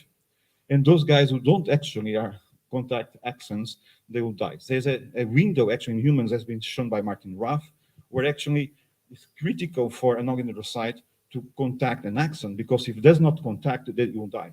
So in some regions, oligodendrocytes are produced around 5 times more because of that, because there's actually a selection, okay, of oligodendrocytes that need really to contact axons to survive. Some of them, however, will become add-on progenitors, okay? So they're NG2 add-on progenitors, and these oligodendrocytes are thought to be like a reservoir for regeneration and for, the substitution of oligodendrocytes that by some reason die. Thank you.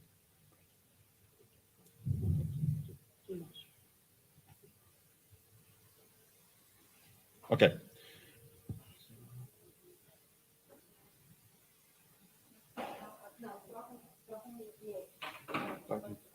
Okay, thank you. Fantastic. So, as been shown for several years, and basically Mika Simmons and Klaus Nava also, have a very nice model, a working model for how myelination occurs. But basically, in principle, what really happens, we have a progenitor, and this progenitor here will contact axons. We will actually establish an inner tongue that is actually this area of this oligodendrocyte that is in contact with axon, and then this inner tongue that is actin propelled will rotate around axon to form really the myelin membrane. So I'm not going to be in detail. I'm going really relatively fast. This is a lot of work, for many years in a lot of people. But basically, what we know actually that is critical is, of course, migration. So once actually the oligodendrocytes are generated, they have to migrate to distant areas of the brain. The parenchyma is already sorted out, because basically in vertebrates you have first neurogenesis, then you have astrogenesis, and only later you have oligodendrogenesis. Microglia will be the first non-neuron cell to contact with neurons. So we have actually, in fact, we have neurons, microglia coming into the parenchyma, and then you have astrogenesis, and you have oligodendrogenesis. So that's why oligodendrogenesis, the formation of oligodendrocytes, normally happens in majority of the areas postnatally. And so migration is very important, because oligodendrocytes will migrate through already established parenchyma. And we know for many groups, including ours, that actually this control of OPC migration is regulated by growth factors, by extracellular cues, by external matrix proteins like laminin, fibronectin, and vitronectin. So Chalmers constant was actually critical in this work. So, and when I was in this lab, we really, pay a lot of attention to ECM proteins and the receptors, integrins. They also important, axon-related molecules also are important in this migration. Of course, neural activation is very important. And a recent finding is that a lot of oligodendrocytes in special regions of cortex and the prefrontal cortex will migrate really in interaction with the vascular epithelium. They will migrate on top, really, at the vascular epithelium. And this is really a very fast route of migration for oligodendrocytes. Okay, so during differentiation, these cells goes to several stages. So this is what we call the OPC. Okay, so it's a bipolar progenitor. So it's oligodendrocyte progenitor cell. It's a bipolar cell. Then we have the pre-oligodendrocyte. We have some branching here. The pro-myelinating oligodendrocyte. There's actually more branching, and then really the myelinating oligodendrocyte. These guys who actually contact the axons and start wrapping. So there are antigenic markers that you can use. So we can use a multitude of markers, the conjugation of markers, to really characterize if this cell is an OPC state, or this is in a promyelitic state, or this in myelinating state. These markers are important really for neuropathology. So we use these markers a lot. And I do some neuropathology in the hospital with these markers. There's also morphological alteration. So, and really the differentiation is a conjugation of antigenic and really changes in morphology. So one key question is how really after you migrate, you contact the axons, how actually differentiation on your side is switched on. And so the first thing to say is that differentiation of these cells is really robust, okay? But yet it really follows a chronological order and a topographic sequence, okay? So basically in the spinal cord, this GAN region in action is dorsally, and here in the brain is also ventral and dorsally, okay? So this is actually quite well studied by Borzalk, Bill Richardson, and other labs. Requires dynamic change in cell identity. So this is actually single cell RNA shows actually there's a variety of different status of oligonucleotides during this differentiation that you actually can really identify transcriptomically. And there is a critical window between OPC proliferation and differentiation that now responds to the microenvironment. So this leads us to talk about an intrinsic program, okay? And then we have external factors that can modulate this intrinsic program in order really to have then the cell-cell interactions and myelination. So oligonucleotide differentiation is interesting that the first stage is that they don't really require living axons to make myelin sheath, okay? So basically, if you put a cable, okay, OPC will recognize this cable and will start to wrap around anything, even an eyelash. So one of the things actually happens when you do a lot of primary cultures, eyelashes go into your cultures. And, you know, years ago, I found one of my own eyelashes. I was a postdoc, and there was myelination in the eyelash. So you put anything there, you myelinate around. There's an internal clock that limits OPC division. This work of Martin Raff, very classic work. So P21 is actually regulating the timing of proliferation. So there's a proliferation, P21 goes up, limits proliferation, and then you start to differentiate. There is a cell intrinsic control of programmed cell death. I told you already about this. There is, oh, sorry. There is, of course, distinct superpopulation of oligodendrocytes. So we know that from single cell experiments in the Gonçalo Castelo Branco's lab in Karolinska. And now all these observations made us to ask that is there a program of OPC differentiation, okay? And this question is still out there. We don't know, okay? And we don't know because, you know, it's such a strong intrinsic program and is really by default. However, you know, the question is still out there. So we don't know. But my own opinion, I think basically intrinsic program is really very strong. And you do whatever you do, it's very difficult, for instance, in tissue culture, to inhibit actually OPC differentiation. Right. So the other thing is extracellular factors that can modulate this intrinsic program. We have growth factors, hormones, cytokines, neurotransmitters, matrix proteins, and the vast majority of those are inhibitory of this. In the other factors that promote differentiation, one of the key factors is cell density. So if you guys work with oligodendrocytes or OPCs, you put OPCs in the plate, and if you increase density, they will start immediately to differentiate. So you can regulate that differentiation by actually playing around with the density. And it's not now known that actually in the brain is the same thing. Okay, so we really, you know, there's a density, there's a threshold of density from which actually the A cells will start to differentiate very fast. And of course, neuronal activity is very key. Okay, so they respond very well to neural activity and will differentiate, you know, after sensing their activity. And finally, we have cell-cell interactions. In these cell-cell interactions, what we know is basically there are axonal expressed ligands.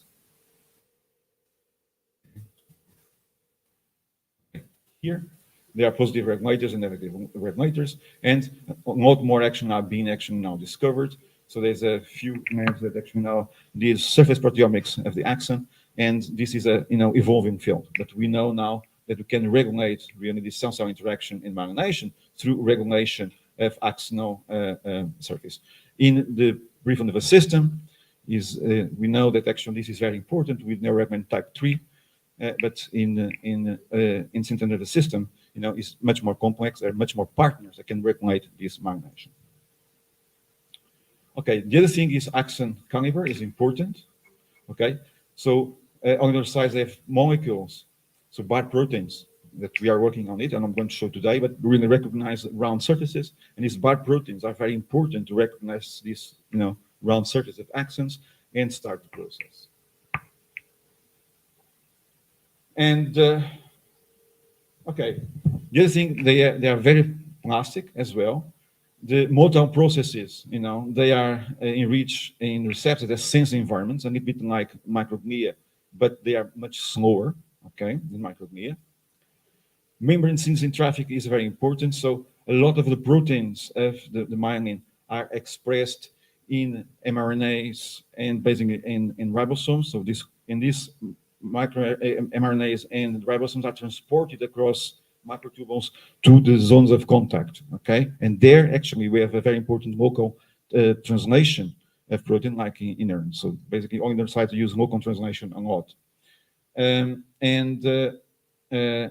Also, they have molecules and then stabilize really the connection with the axons. And I have here a film. It is not working. There's two films. So just to give you an idea. So this is a film from one of our older papers. If you touch the down there.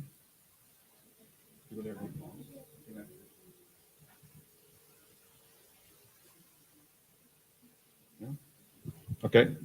Anyway, what we see basically is a seractin film. Basically, you see actually the actin is very important, and they really, differentiate very fast after a few hours. Okay, so we know that actually when the oligodendrocytes touch the axon, there are actually several stages that are really controlled, very tightly controlled. So we have axon interaction, membrane synthesis, wrapping, and compaction, and this actually knowledge and the knowledge of the mediators of these processes led later to a model of myelin growth that actually was proposed by Mika Simmons and now by the people. And also important in this model of growth is that the role of actin. So we know actually that oligodendrocytes, when they put a process to contact the axon, they need to use, filamentous actin, and this is regulated by Roche dipiases, but also by ARP-3, that is the first stage. Once action wrapping is done, what really happens that is very interesting is the work of Zucchero and the people. Actually, we have active depolymerization of actin in order to have myelination. So there is actually first stages of the differentiation. You have then, factors that promote polymerization of actin, and once action is wrapped and you need action to start to deposit myelin membrane around the axon, you have to depolymerize actin completely in order to have myelination. This is important because actually there are some diseases, actually they are defective in myelination where this process is inhibited. Okay, the other thing, I'm finished also with the introduction, is really that there is adaptive myelination. So this is actually a very recent finding, as 5-10 years at mass, that basically that myelination is decreased in social isolation context, and neuroactivity promotes obesity inflation, and myelination is known. And there's a lot of very elegant studies where actually if you affect, for instance, the motility, you affect also myelination of motor cortex. And if you actually blind a cat or put a mouse living in the dark, you have actually decreased myelination of the visual cortex. And basically then if you put this mouse in the light again, you increase myelination on that area. So there's a dynamic, role of myelination that actually is not static. And actually this is a new, relatively new finding. Okay, so there are very important questions to answer. One thing is to really understand the global myelin homeostasis of the adult central nervous system. So the question, is the old question, is there replacement of oligodendrocytes or breakdown of pre-existent internodes? Well, there is, but it's extremely slow, okay? Only the dendrocyte and the gray matter can be there for years and years and years, okay? So the replacement is very slow in normal conditions. Of course, if you have a disease, a neurological disease, this is much faster. And we know that by this actually was a thing that was addressed in the 50s, but now has been readdressed with new technologies. That also tells something to the students, is that, good questions remain. The answers, are actually evolve. So a good thing in science is to find a really good question, and it is very difficult, much more difficult than it looks like. So how is myelin integrity kept is a key question in the area, because it's to do with, of course, neurodegenerative and loss of neurological function. And, people are looking at the identity of material neuroscience that might be actually varied, some actually transcriptomic difference depending on the location. People have looked at myelin components, and people are looking now at cytoskeletal scaffold components, inclusive as, because I think is an important issue. Okay, so this was the introduction. So I spent 5-10 more minutes just showing a work to really to contextualize what I actually said. Okay, so my interest, or my question, I don't think it's a big question. Maybe I should actually, I would become a better scientist if I had actually a better question. But anyway, as it is. So my question is, how can a cell integrate signals from the environment? So one cell is exposed to 35,000 stimuli simultaneously, okay? And basically this cell has to integrate the signal and has to deliver an appropriate physiological response. The point is, if the cell does not respond appropriately to the stimuli, it becomes dysfunctional. It's what happens in cancer and a lot of different disorders. So by historical reasons, and by actually starting to work with Charles Constant, we became interested in exocell metrics and their receptors integrins, okay? And I'm not going to talk about this work. It was work actually is all published, done in Cambridge when I was a postdoc. And then, when I went to Switzerland, I really switched also to Roche DPases. And these are interesting molecules because they receive a lot of inputs from a lot of different actually membrane receptors and also from internal sources.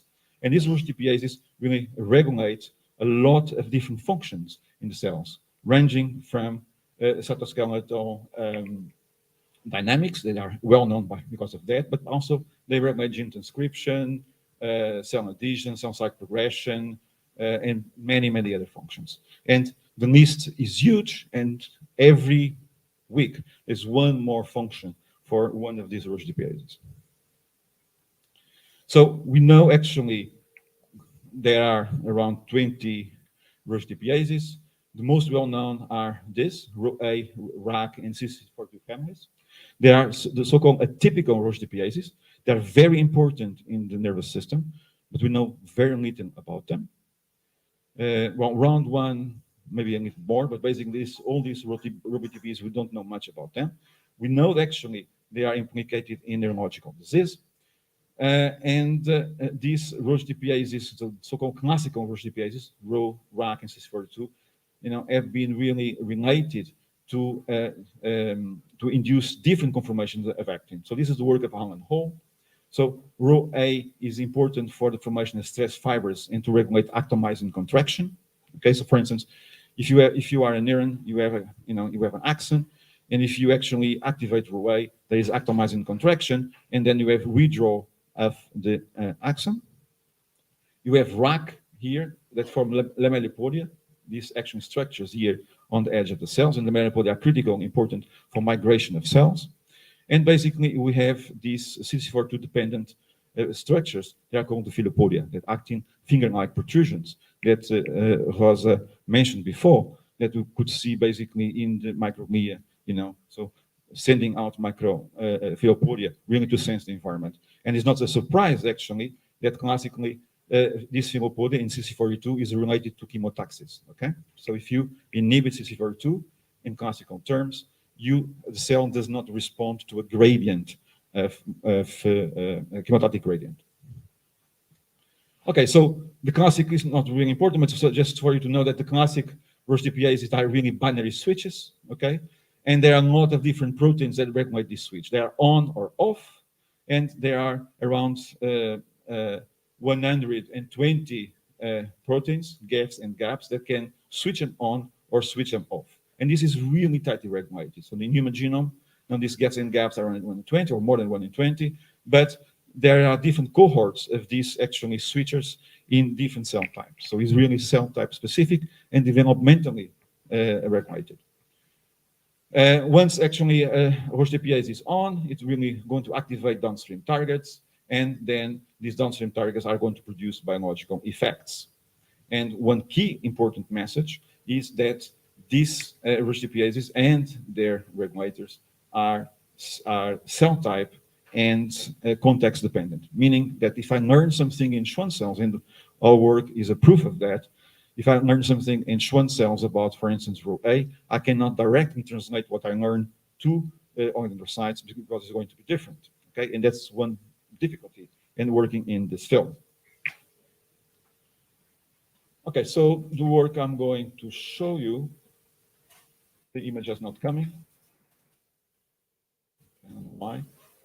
Okay, so I had actually the IPP complex disappears there. The image.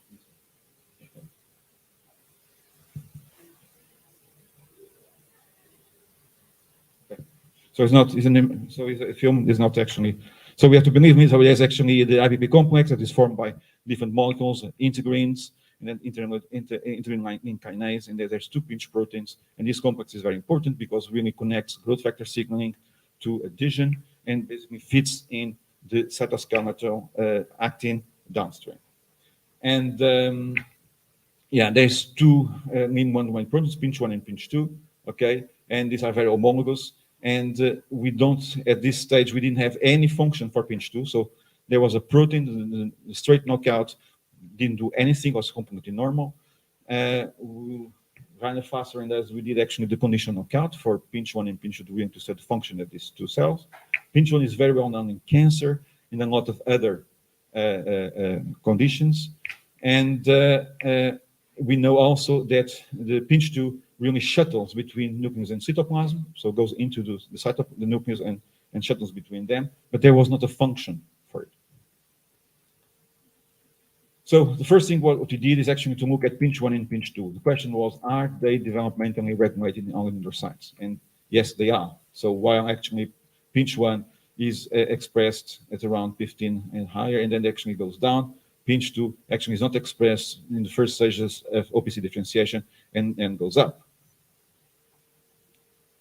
So we did actually the conditional knockout. So we knock out pinch 1 and pinch 2. So I think Rosa already explained. We didn't, of course, use the promoter for microglia. We use a oligodendrocyte-specific promoter, that is the CNP-CRE.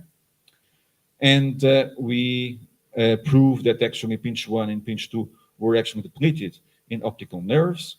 And also we made sure that by actually erasing one pinch 1 or pinch 2, this didn't compromise the IPP complex, meaning the IPP complex could be formed, okay, in the absence of one of other pinches. And I have to say that really the IPP complex, the pinch compete actually with one another to have access to the complex, okay? Biological on this is actually interesting, but at this time we didn't have a function. The other thing is interesting, there is actually, just to say that if you delete one pinch, and if you really look at the other pinch, we sometimes have a slight increase of expression in terms of compensation of one pinch to another. Okay. Right. So first thing we did, and this is electron microscopy. So we have here the axons here. The myelin is this black ring here, and here we're looking at the optic nerve, spinal cord, and corpus callosum.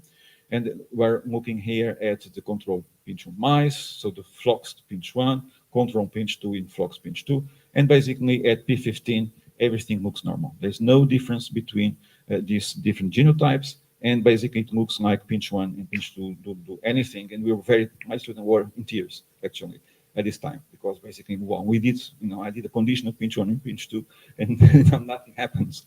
Okay, so I say wait more, and we look actually at pinch 1.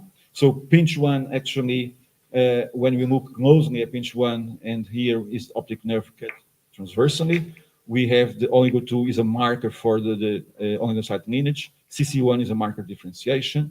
We could see a slight increase of differentiation at peak 15, okay?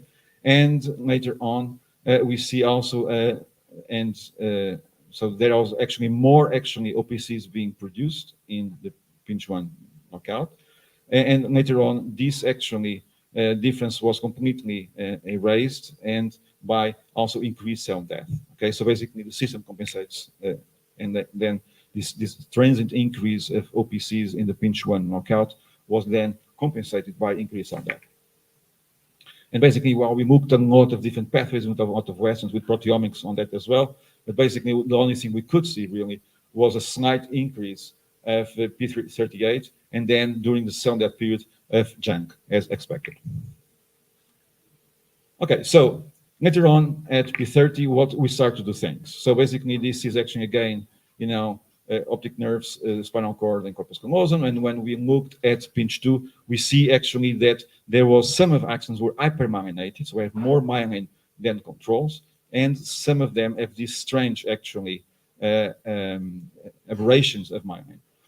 This is really was more myelination, because if you look very closely by EM at the layers of myelin, you see that the pinch 2 conditional knockout has more layers of myelin than the control. Okay, so this was not a defect in the expansion of the layers, it was really more wrapping that was happening.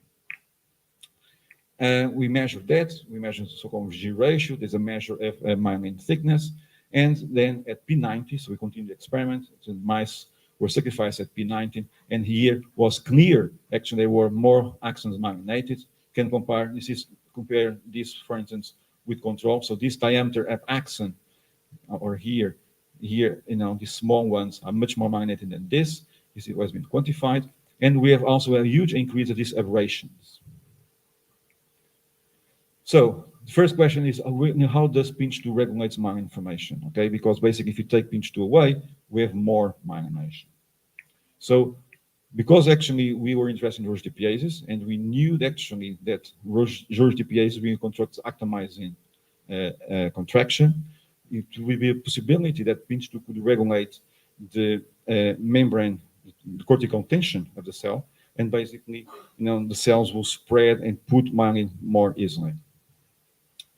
And when we look at then the optic nerves of mutant pinch 2 mice, we could see that there was a decrease in ROA activity. And then the question was, first, is ROA development regulated during myelination? The answer is yes. It follows really a pattern that is very close to what I showed before for pinch 2. So ROA accompanies the pattern. And basically, the classical experiment, of course, was to do another mouse, 3 logs for ROA, so conditionally evaluate ROA in the sites. And surprise, surprise, we have a decrease of G ratio. That means there is more myelination. And if you look closely, you can see for the same diameter of axon, you see, in fact, more myelin in the mutant than in control. Okay? So the take-home message for this part here is, okay, pinch 2 regulates ROA activity to control myelin production. Okay? And what we think, and we have a paper that is now being submitted, not with a story in the prefrontal system, is that what ROA does really is to reduce cortical tension. You have a biomechanical differentiation. So you reduce cortical tension, the cell and the membrane is more plastic in a way, it spreads more, and this really potentiates more myelination. So it's really kind of a new biomechanical regulator of oligonucleotide differentiation. Right, so why pinch 2 loss leads to myelin defect? So I showed that take away pinch 2, and we have more increase of myelin production. But this doesn't explain why we have defects, because there's a lot of mutant mice where we actually have hypermyelination. For instance, if you take away P10, we have much more myelination, but you don't have defects. And what we knew is that CC42 was a critical molecule on this. CC42 is another Roche DPase that I mentioned before. And in fact, if you actually measure the activity of CC42 is decreased in these mutant mice.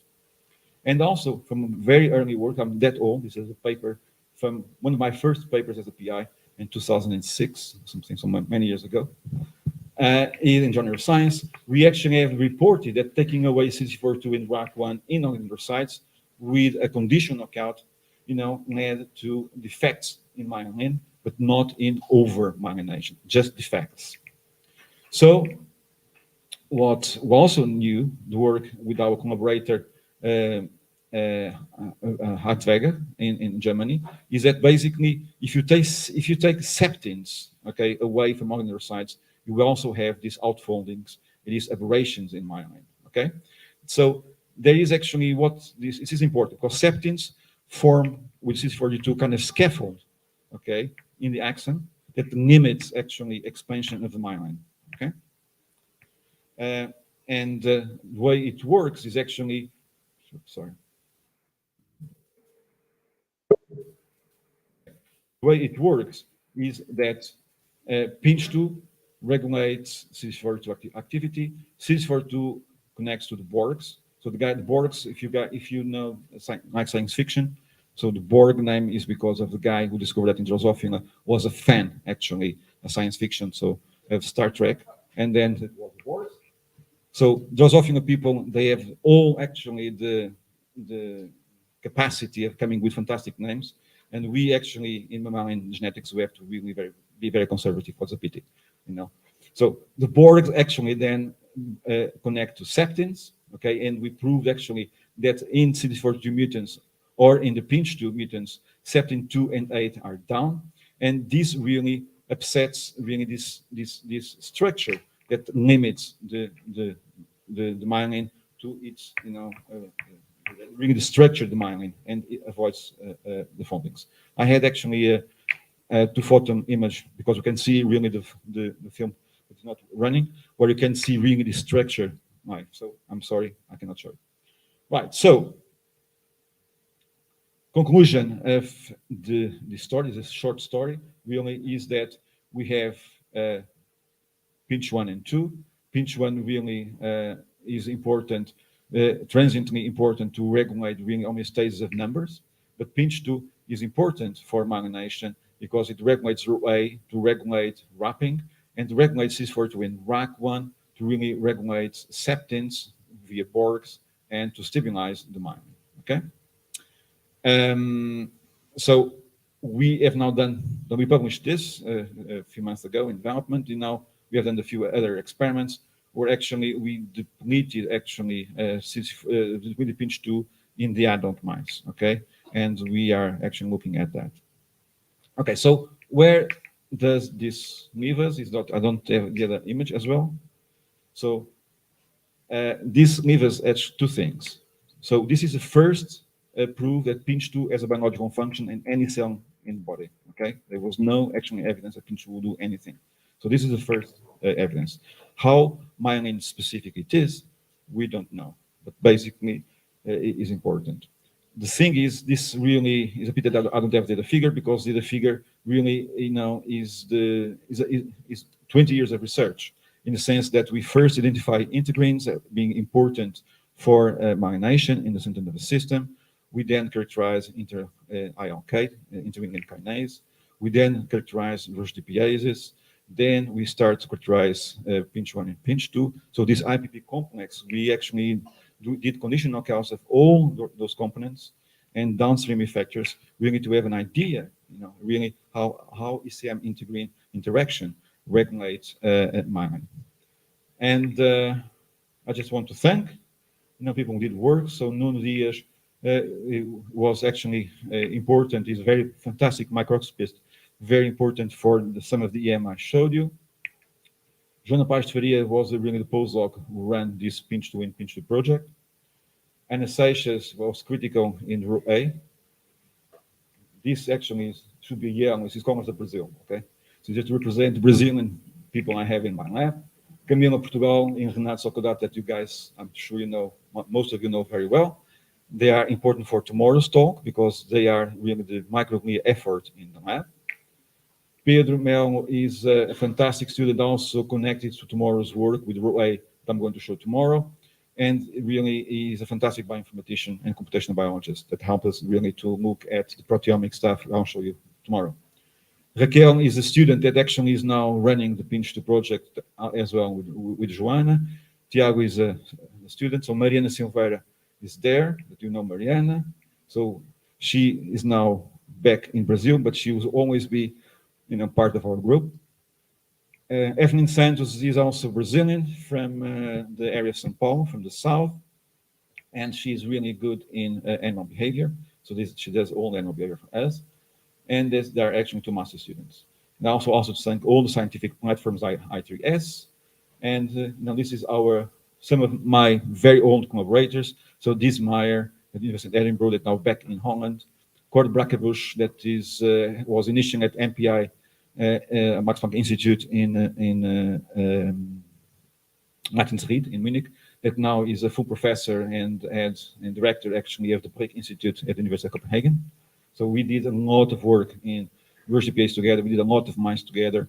We still have actually mice to be produced in our -80. Klaus Arminav, of course, because he was an important collaborator. Rainer Fassner, that this is the really master of the integrin world. Okay, Rainer Fassner is director of Max Planck Institute in Ried, and is the guy maybe in the world, one of the guys that know more about integrins. He has been a collaborator for many years, and we have a lot of papers together. Roberto Paz Carvalho is not here. He's not directly involved in the main work, but he's going to be involved in the work I'll show you tomorrow. And Sandra and Sebastian for the electrophysiology I'll show tomorrow. And actually people from, that gave us the reagents, and ITS, really, Tess Maviel, and from the addiction group, they are actually specialists also in behavior that help us a lot. And I want to thank, of course, the funding bodies for this particular work. Thank you.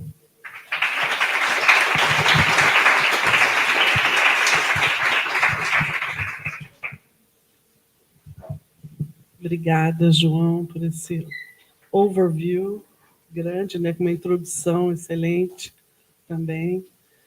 Perguntas, pessoal?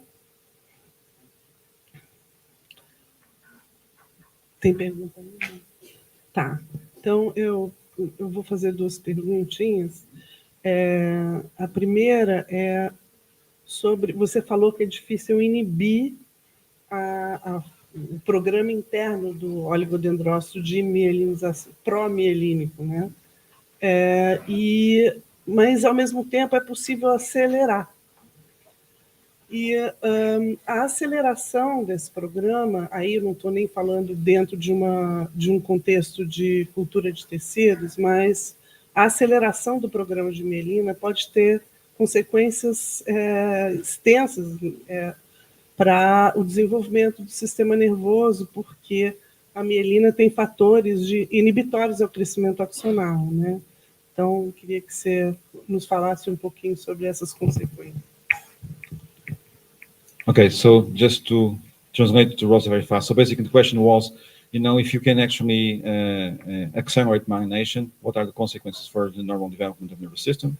Because myelin is, of course, inhibitory of axon growth and connectivity. Okay, so yes, it's true. So basically we know that actually if you increase myelination in some areas, you decrease actually neuron function, has been reported not only by us but by other people at the electrophysiological level. So here we didn't see this, but also we didn't look directly to this. However, what we are doing that might be interesting is because actually we are getting a way to accelerate myelination, we might get a way to accelerate remyelination, and that is important. Okay, so we team up with Robin Franklin, so it's also a very old collaborator in Cambridge. It is like one of people that is probably more well positioned to work in remyelination. We did some works many years ago. We have a lot of papers together in remyelination. We are teaming up with him to see if you can really, by regulating pinch in a particular time window, we can accelerate remyelination. Okay, so remyelination in multiple sclerosis is critical because actually once you lose myelin in axon, you have an impairment of the conduction of the nervous impulse that gives you neurological symptoms. But this, with time, is actually subdued because there are other actually factors that contribute to normalization of that. But what you don't normalize is that if you don't have myelin, you have neurodegeneration of axons and you have cell death. Okay, so if you remyelinate fast an axon, is the best strategy in order to avoid neurodegeneration in some diseases, as multiple sclerosis, but also probably in stroke and also other diseases. So we are looking into that. We're actually trying to promote actually the speed of myelination through actually modulating a pinch 2 and row A in order to see if you can actually remyelinate faster a neurological disease, like multiple sclerosis, for instance. That's what we're doing right now. Thank you, João. Very, very fascinating talk. So I was wondering also in terms of crosstalk between the myelination and the OPCs pool, so how this is getting regulated in general and more specifically in your model of hypermyelination. Do you also have a feedback on the OPCs? Yes, I mean, so looking at the OPC pool, pinch 1 regulates this OPC pool, okay? So we know that actually, in pinch 2, we don't see actually a major regulation. If you count OPC numbers, okay, during the process, it looks actually they are homeostatic. Now, in the pinch 1, we have this homeostatic function, okay? So in the pinch 1, we are now aging animals to look really, if this first wave of disruption of homeostasis has impact in that. At behavioral level, we didn't find anything. We will do electrophysiology now and other things. But it's a good question. So what is important, I think, is going to be in the remyelination, by the simple reason that, of course, we know from work from French Council in Nature, that the paper last year, that actually all PCs can present MHC class 1 and class 2. So basically, they can be APC presenting cells, okay? So OPCs are taking a lot of actually functions that are attributed to immune cells. So they express MHC, they're APC presenters, and they also, as I was discussing today in the morning, they actually can prune synapses, OPCs, okay? So the impact of this is just, has been described, by Nun Masaryk, that was an old student in Switzerland, that now has his own group at the Allen Institute, so his last paper we're talking about. And now I think, talking to him about it, but basically he thinks that it's going to be impact in neurological disease. They are going to cross now with neurological disease, are looking at that. So yes, that is, we don't know yet.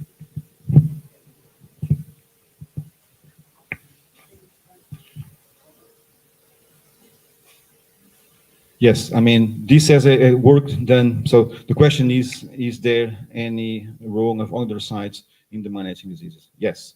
So Robin Franklin, for instance, found that OPCs can also be reactive, and in some circumstances, they can delay remyelination. So it's a very complex crosstalk, okay? And the reason why is because, as I was telling, is the OPCs presents as iPPC cells, they can initiate immune priming, and so all the remyelination in the end is good. We have to really look how to do that. Maybe we have to immunosuppress the patient while we are doing remyelination, because OPCs in actually glial scars in MS patients, are known to be pro-inflammatory. Obrigada, João. Depois eu vou fazer a minha pergunta para você, mas a gente está adiantada na hora. Gente, vou dar 5 minutinhos para vocês, quem quiser ir no banheiro, esticar as pernas, tá? Mas é 5 minutinhos cravado, tá? E depois a gente vai ter 2 falas em seguida, antes do almoço. Então, minutos, se puder ser menos que 5 minutos, melhor, tá? Olha a fila no banheiro, hein?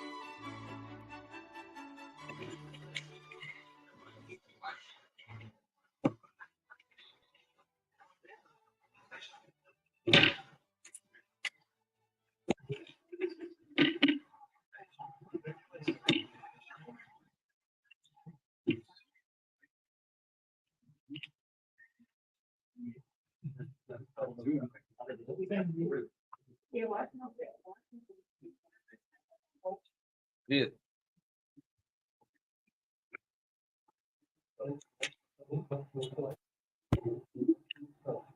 Tá ouvindo, Vitor?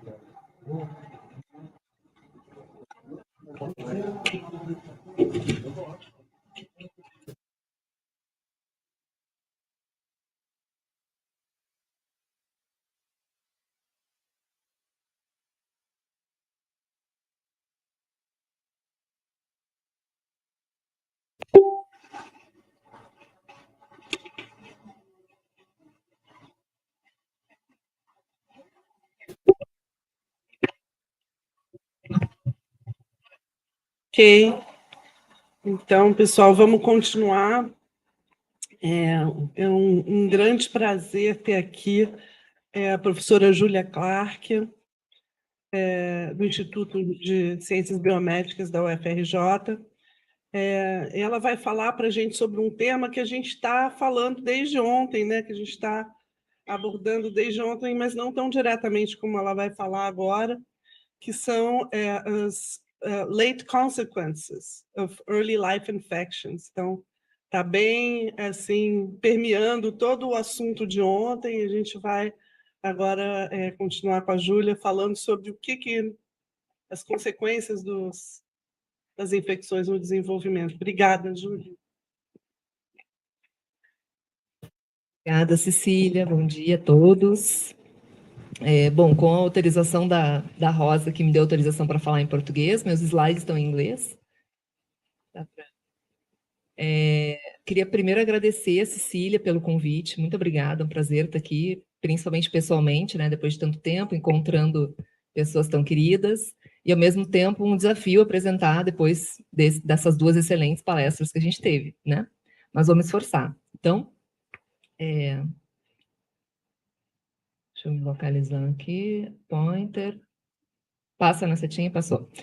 Bom, então, eu não sei se estão todos familiarizados com esse conceito de programação durante o desenvolvimento, né, ou developmental programming, né, que consiste no conceito de que eventos que acontecem no início da vida são capazes de modular, né, de forma persistente, a forma como o nosso organismo, principalmente o nosso sistema nervoso, responde, né, modificando, então, a suscetibilidade a gente desenvolver doenças ao longo da nossa vida. Então, diversos fatores de estresse no início da vida, né, separação materna, obesidade materna, diabetes gestacional, são capazes, entre muitos outros, né, já se mostrou que são capazes de induzir alterações na microglia, alterações na poda sináptica, alterações na conectividade do sistema nervoso, né, e levando, então, a alterações persistentes que podem culminar, então, com uma maior suscetibilidade ao desenvolvimento de doenças. Então, no meu laboratório, a gente usa basicamente modelos animais para tentar entender quais são esses mecanismos, como eles acontecem, e também tentar modular para que eles não aconteçam, né? Evitar que essas doenças tardias aconteçam. Então, eu vou mostrar para vocês basicamente o resultado de alguns projetos que a gente desenvolveu nos últimos anos. O primeiro dele envolve justamente algo que já foi mencionado aqui nas palestras anteriores, né? Que é que envolve, né, doenças neurodegenerativas, aqui nesse caso a doença de Alzheimer, e como ela não seria uma doença que é uma doença da terceira idade, né? Uma doença que se manifesta na terceira idade como uma consequência de vários fatores que nos afetam ao longo da vida. Então, vou mostrar uns dados para vocês que a gente obteve no nosso laboratório, mostrando que infecções no início da vida também podem contribuir para o desenvolvimento dessa doença. E depois vou mostrar alguns dados de projetos que a gente tem envolvendo a infecção pelo vírus da Zika, tá? No início da vida. Então, bem brevemente, né, a doença de Alzheimer é uma doença progressiva, neurodegenerativa, que se inicia com uma degeneração em regiões do lobo medial, do lobo temporal, vai acometendo subsequentemente o lobo parietal, o lobo frontal, e além da perda de memória progressiva, que é o principal sintoma, os pacientes também desenvolvem apatia, depressão, diversos outros sintomas progressivamente. Macroscopicamente, né, o cérebro de um paciente com a doença de Alzheimer se caracteriza pela perda de substância cinzenta, né, como mostrado aqui. Microscopicamente, a gente vê uma significativa perda sináptica, acompanhada de emaranhados neurofibrilares, que são agregados da proteína tau hiperfosforilada, né, destruindo, então, a microestrutura dos neurônios, neuroinflamação e a presença de placas amiloides, né, agregados extracelulares da proteína beta-amiloide. Mas hoje se acredita, na verdade, que esses grandes emaranhados extracelulares da proteína beta-amiloide, eles surgem, né, em estágios mais tardios da doença, e que, de fato, conformações menores, mais solúveis, né, capazes de se difundir pelo sistema nervoso, que seriam as conformações que se apresentariam inicialmente na doença, que estariam associadas com os estágios iniciais da doença, né? Então, aqui mostrando que esses oligômeros de beta, eles são encontrados no cérebro de pacientes com a doença de Alzheimer. Em culturas de neurônios, esses oligômeros de beta se ligam em sinapses excitatórias, né? Então, e eles seriam capazes de se difundir, então já se associou com esses oligômeros diversos outros achados neuropatológicos da doença, como a perda sináptica, a neuroinflamação, a indução de neurofibrillary tangles, né, de emaranhados de proteína tau. Logo no início, quando eu comecei a trabalhar com isso, inclusive em colaboração com a professora Cláudia Figueiredo, que eu acho que esteve aqui ontem, né, nós desenvolvemos um modelo para estudar o efeito desses oligômeros de beta em camundongos, né? Então, seria mimetizar estágios bem iniciais, né, onde eu tenho a presença excessiva de oligômeros de beta, antes de ter uma neuropatologia muito avançada, que é o que caracteriza, por exemplo, os modelos de animais transgênicos para a doença de Alzheimer, né? Então, o que nós fizemos nesse modelo foi injetar uma mistura de oligômeros de alto peso, de baixo peso, do peptídeo beta-amiloide humano, no ventrículo lateral de camundongos adultos, né?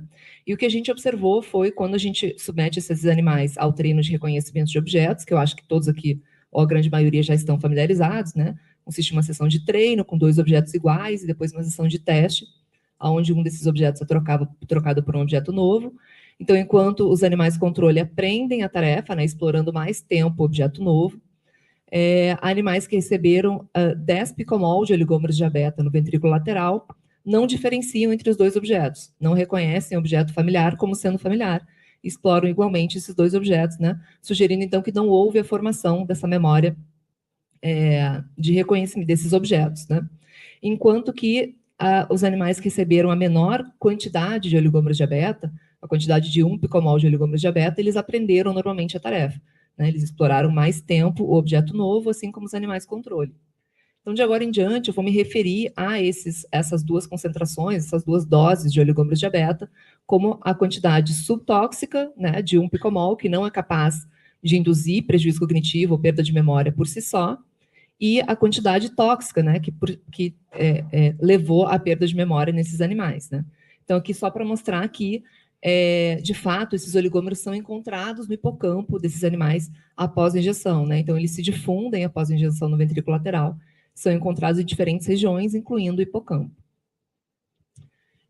Então, como já foi falado aqui anteriormente, né, hoje se acredita que a doença de Alzheimer é uma doença que se manifesta clinicamente na terceira idade, mas é o resultado de uma série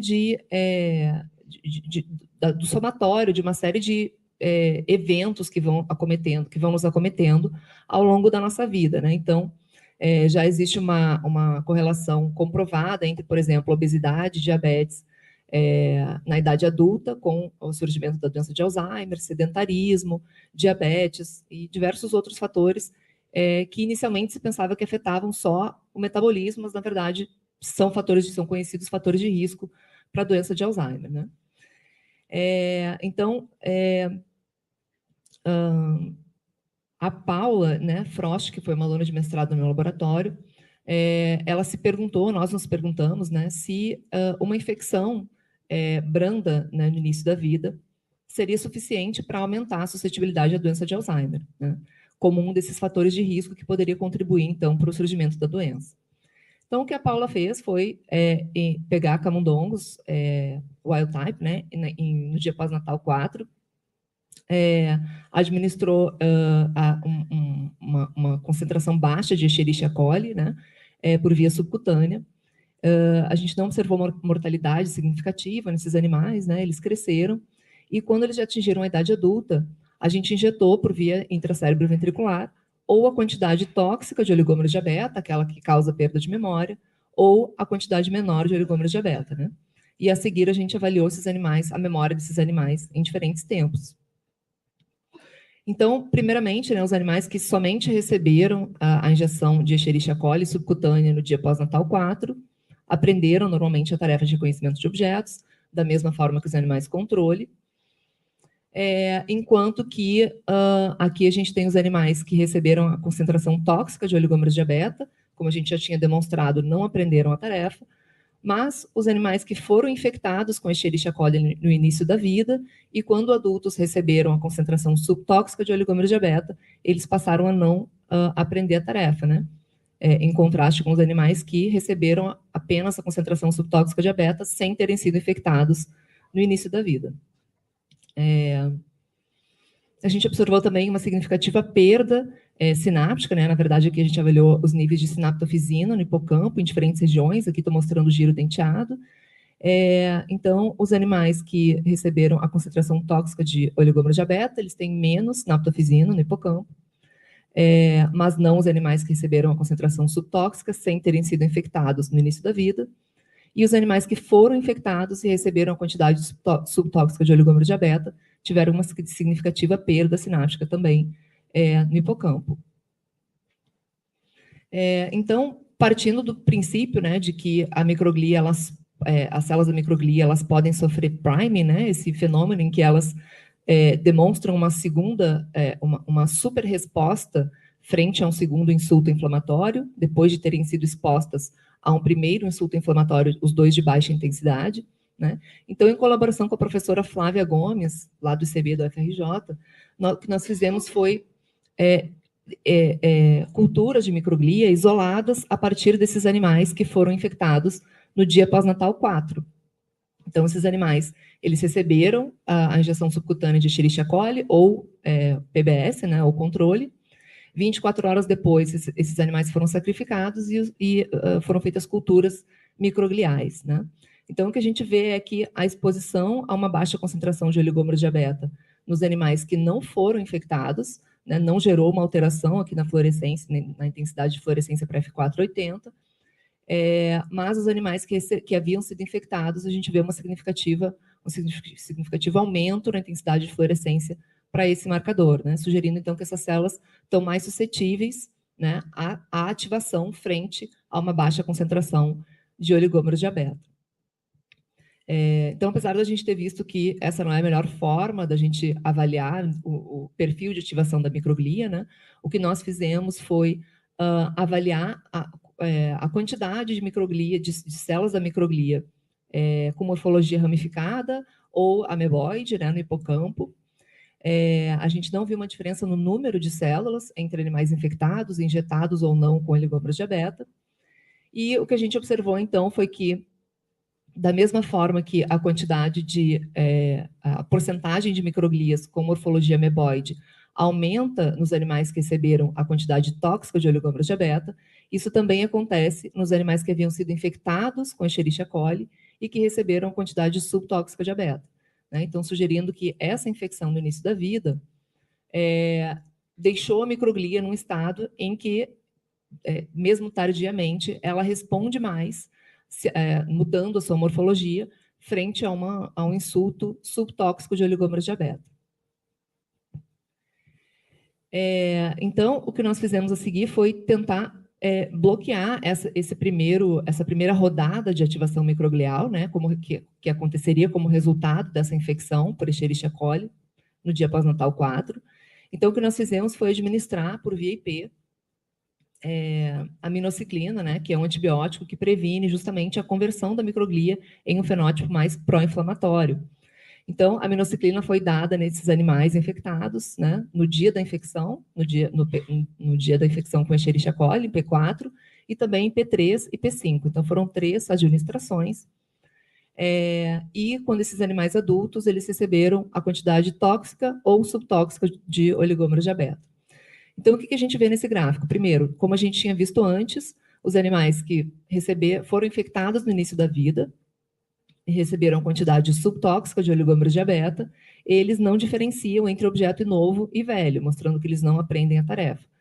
Porém, quando esses animais foram tratados lá no momento da infecção com a minociclina, eles passam a aprender a tarefa, né? Então, indicando que se eu elimino essa primeira rodada de ativação microglial, que acontece como resultado da infecção por Escherichia coli no início da vida, eu tenho uma resposta normal da microglia, ou eu não tenho um prejuízo cognitivo nesses animais, né? Então, aqui, mostrando também o perfil de ativação da microglia nesses animais tratados, né? Então, a gente tem uma significativa redução da microglia com a morfologia ameboide nesses animais que receberam a minociclina, mesmo tendo sido infectados com Escherichia coli e injetados com a quantidade subtóxica de beta.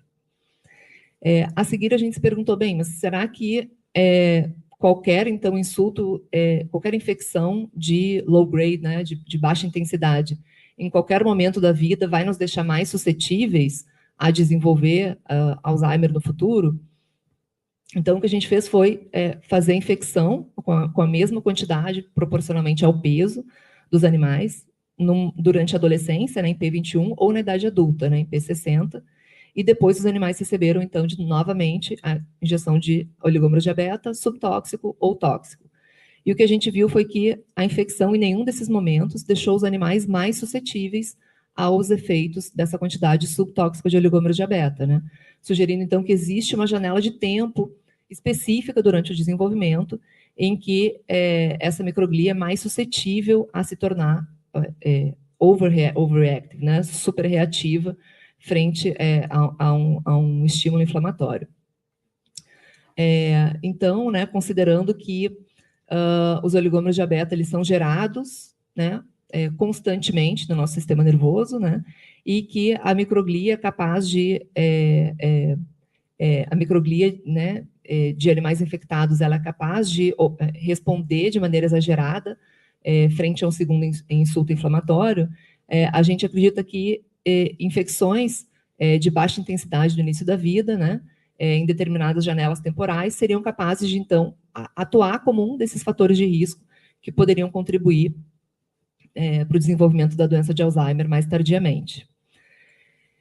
Então, partindo para a segunda parte, né, que eu queria mostrar para vocês bem brevemente, quando a gente vinha trabalhando com esse modelo de infecção por E. coli, né, a gente passou no Brasil pela epidemia de vírus da Zika, que todos vão lembrar, né, e a gente começou a estudar também esse vírus, mas com um enfoque mais voltado para os efeitos tardios desse vírus, né? Estava todo mundo muito olhando para a microcefalia, para as calcificações, né? Que o vírus ocasionava, né? No momento da infecção gestacional ou da transmissão vertical do vírus, e a gente estava mais preocupado em saber o que aconteceria em infecções mais leves e mais a longo prazo, né? Então, bem brevemente, né, o vírus da Zika dispensa apresentações, mas assim, em adultos causa uma patologia bem branda, né?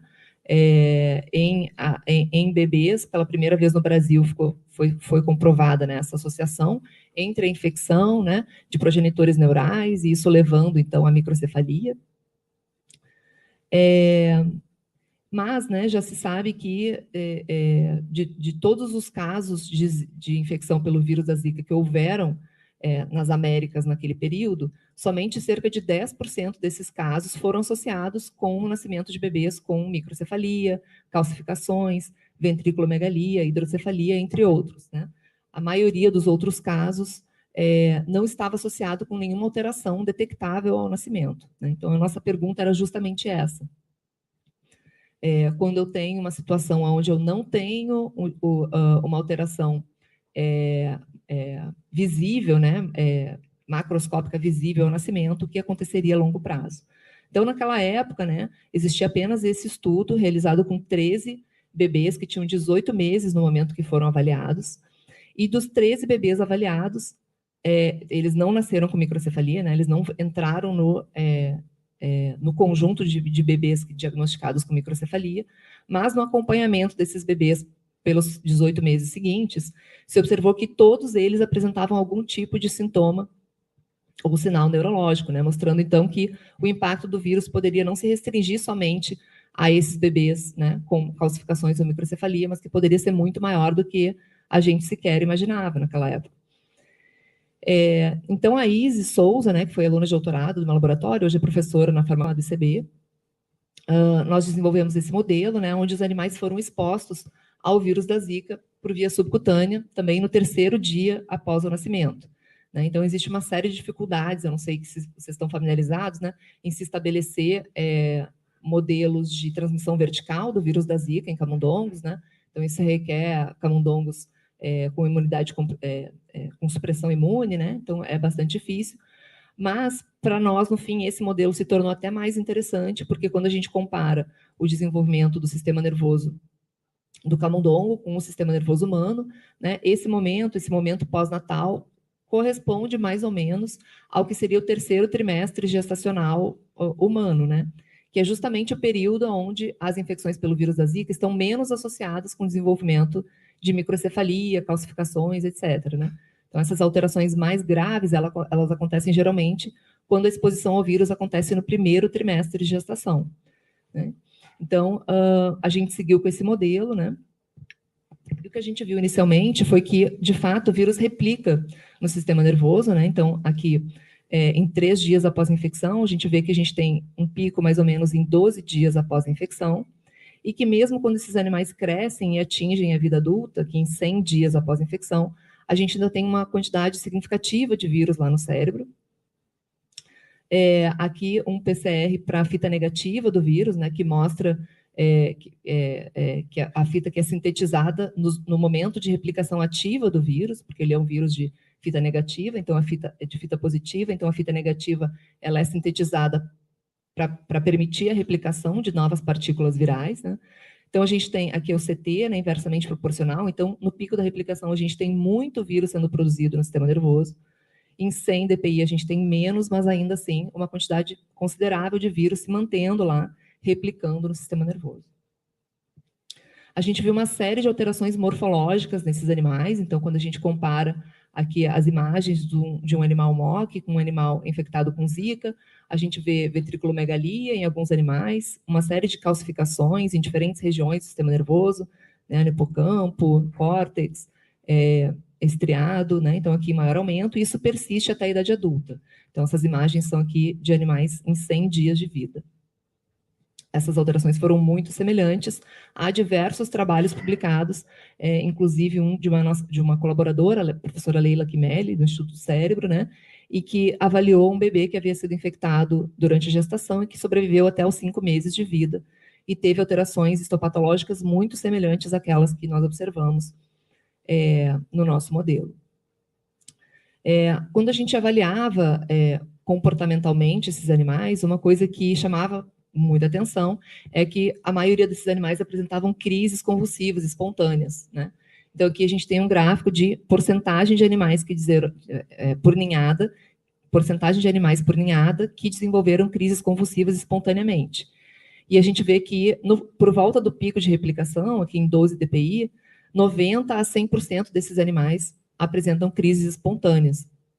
E isso vai diminuindo até que em 100 dias pós-infecção, embora ainda tenha vírus no sistema nervoso, embora ainda tenha vírus replicante no sistema nervoso central, a gente não vê mais crises espontâneas nesses animais, né? Eles se recuperam. E aqui a gente fez uma colaboração com o professor Esper Carvalheiro, da Unifesp, e implantamos eletrodos bilateralmente no córtex desses animais para caracterizar essas crises, né? Inclusive comparando com aquilo que se observava na clínica, né? E o que a gente viu foi aqui, comparando com um traçado, né, de um eletroencefalograma de um animal mock. Aqui, na verdade, todos esses traçados são de animais mock, e daqui em diante a gente tem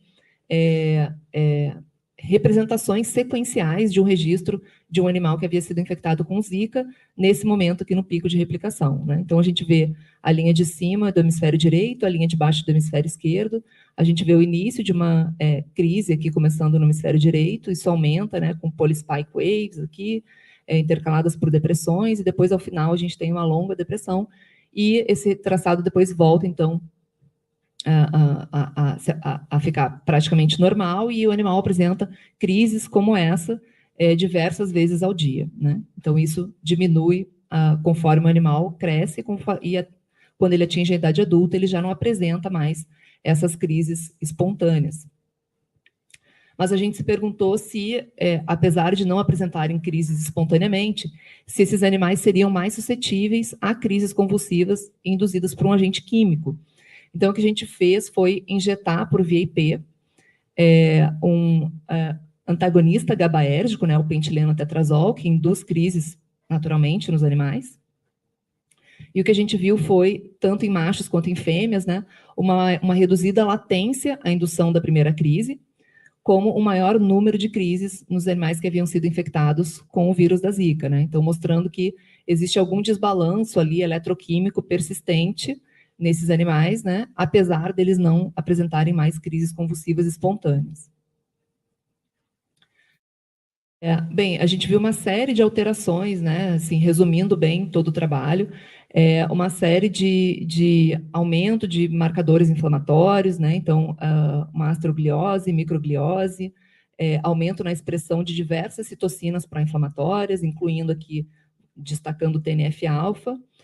A gente viu um aumento da geração de espécies reativas de oxigênio no cérebro desses animais, e o que nós fizemos a seguir foi tentar ter algumas dessas moléculas como alvo de intervenção para tentar prevenir, né, ou reverter os efeitos comportamentais que a gente vinha observando.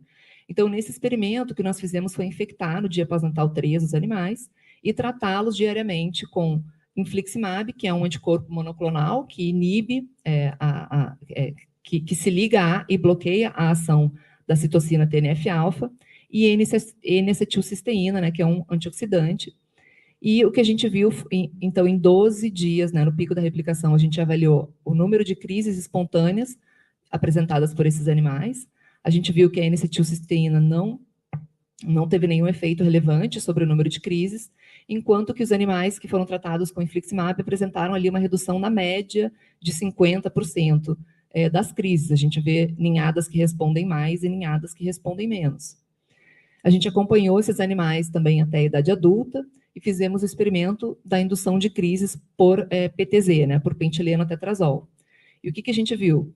Da mesma forma que a gente mostrou antes, né, os animais que haviam sido infectados, eles têm uma menor latência para crise e um maior número de crises, e isso é quase totalmente revertido com o tratamento com infliximab nessa janela temporal, né?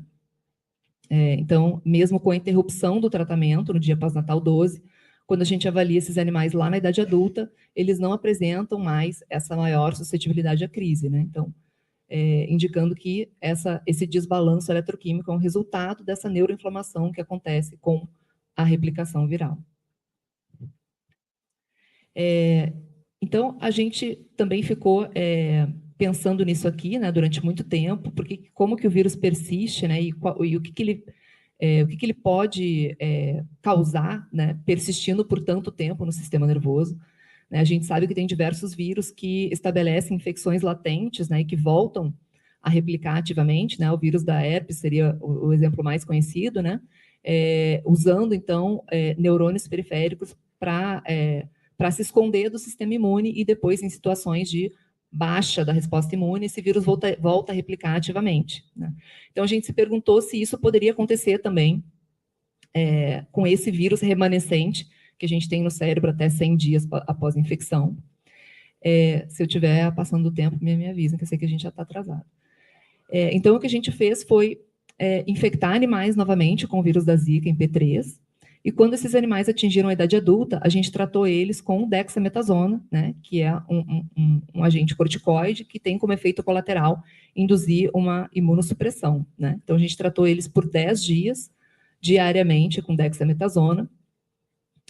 A gente vê, como esperado, né, uma significativa redução na porcentagem de linfócitos circulantes no sangue periférico, mas a gente não viu um aumento na replicação do vírus no cérebro, como a gente imaginava que poderia acontecer, né? Então, nem aos 2, aos 5, aos 10 dias de tratamento com dexametasona, a gente não viu alteração na quantidade de RNA do vírus da Zika no cérebro, né? Porém, ao final do tratamento com dexametasona, a gente viu um aumento na expressão no sistema nervoso central de diversas citocinas pró-inflamatórias e uma piora comportamental. Então, quando a gente fez novamente o teste do PTZ nesses animais, a gente viu que os animais, quando imunossuprimidos, apresentam mais crises e uma latência menor para a crise, né? Principalmente os animais machos e, em menor proporção, as fêmeas, né? Então, a gente foi olhar para diversos tecidos periféricos, né? A gente avaliou os níveis de RNA do vírus da Zika no baço, no músculo esquelético, que são já conhecidos sítios de replicação do vírus nas fases agudas da infecção viral, e também para os testículos, né? Que também são sítios de manutenção do vírus, digamos assim. E o que a gente vê é que, antes do tratamento, a gente não via praticamente nada de RNA viral nos testículos desses animais, mas que a carga viral vai aumentando conforme eu vou tendo os dias de tratamento com dexametasona, né? Isso também a gente também observou isso com a ciclosporina, que é uma outra droga imunossupressora, né?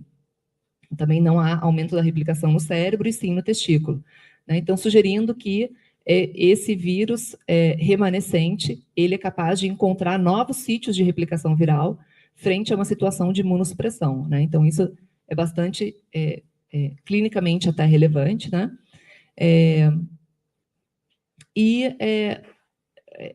Ainda seguindo nessa linha, né, de infecções em períodos críticos do desenvolvimento, né? Não tem como a gente não falar da pandemia que ainda estamos passando, né? Em que somente a gente não tem dados a nível mundial e nem no Brasil, mas, assim, os dados da CDC mostram que são mais de 150 mil casos de gestantes confirmadas, né, infectadas com o vírus SARS-CoV-2 nesses últimos anos, né?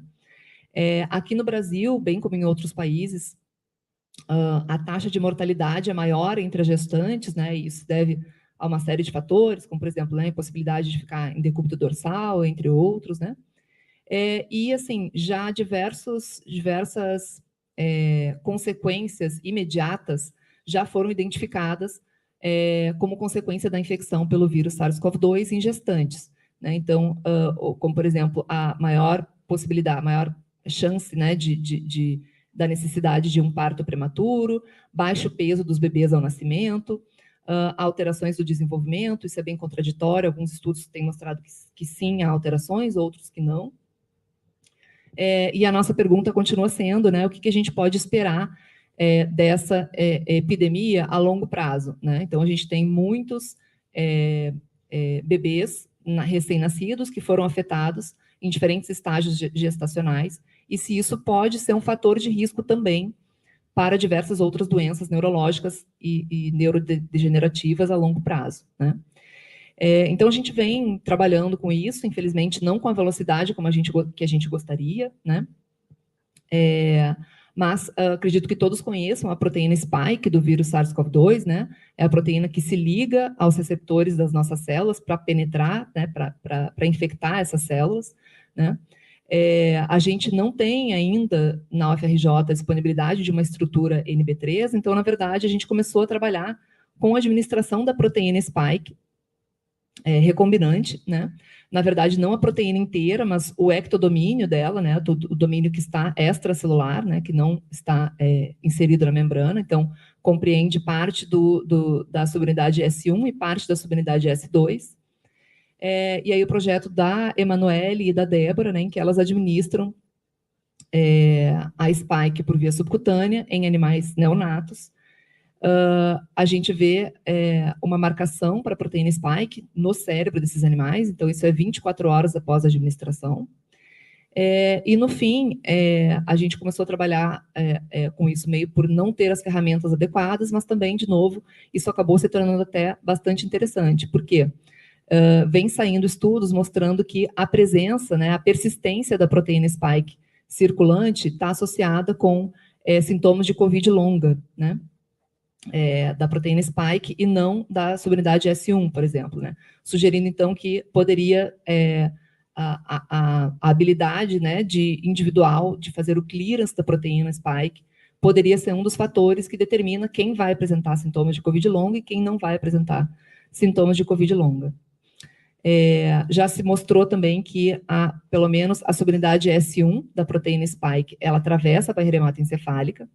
E esse trabalho aqui mostrou que, mesmo em bebês em que eu não tenho a confirmação da transmissão vertical do vírus SARS-CoV-2, né, então o bebê apresentou PCR negativo para SARS-CoV-2, mas ele identificou por imunistoquímica a presença da proteína spike no lado fetal da interface materno-fetal, né? Então, sugerindo que, independentemente da transmissão vertical do vírus, a proteína spike pode chegar até o feto, né? E eu acredito também que a Cláudia Figueiredo tenha mostrado ontem, né, os resultados desse artigo que está em pré-print, em que a gente também mostra uma ação direta da proteína spike em receptores Toll-like 4, né, e que isso poderia, em adultos, né, que a gente usou modelos animais, basicamente, mas poderia ser esse um dos mecanismos pelos quais a spike tem efeito sobre o sistema nervoso, mesmo de maneira independente da presença do vírus. Então, alguns resultados bem preliminares, né? Então, os animais que foram injetados com a proteína spike, a gente fez diversas tarefas comportamentais, estamos fazendo avaliações bioquímicas também nesse momento. O que a gente vê não sei se todos conhecem essa tarefinha de Ring Limb Suspension, né? Ela basicamente avalia a força das patas traseiras, feita durante uma janela temporal, ali entre 12 e 15 dias após o nascimento. A gente vê que os animais que receberam a proteína spike, eles caem mais rápido, né? Sugerindo que eles têm uma menor força ou uma menor coordenação motora nas patas traseiras. De novo, a tarefa do reconhecimento de objetos, né? Então, a gente não vê uma perda significativa de memória nas fêmeas, mas sim nos machos. E quando a gente fez aquela tarefa para avaliação da suscetibilidade desses animais a crises convulsivas, a gente não viu mudança na suscetibilidade a crises convulsivas induzidas pelo pentileno tetrazol, né? Mas a gente viu uma mudança quando a gente submete esses animais ao heat-induced seizures, né? Então, crises convulsivas induzidas por calor, né? Então, esses animais que receberam a proteína spike, eles têm um menor tempo para a indução da primeira crise. Se isso se deve, então, a uma ação direta da proteína spike sobre o feto, né, ou uma ação, né, indireta de citocinas pró-inflamatórias, maternas ou do próprio feto, a gente ainda não sabe dizer, né, então a gente está ainda estudando isso. Mas fico feliz de receber as contribuições de vocês, as perguntas. Agradeço novamente a Cecília pelo convite. Aqui o meu grupo já em foto desatualizada, é tão difícil ter uma foto atualizada, né? A cada 6 meses tem que tirar uma nova foto, mas enfim, tem gente faltando aqui. Agradeço então às agências de fomento, aos colaboradores e a vocês pela atenção. Obrigada.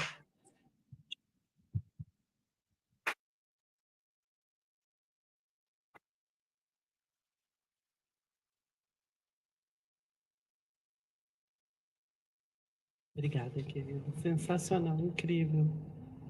Pessoal... Então, Adriano Silva.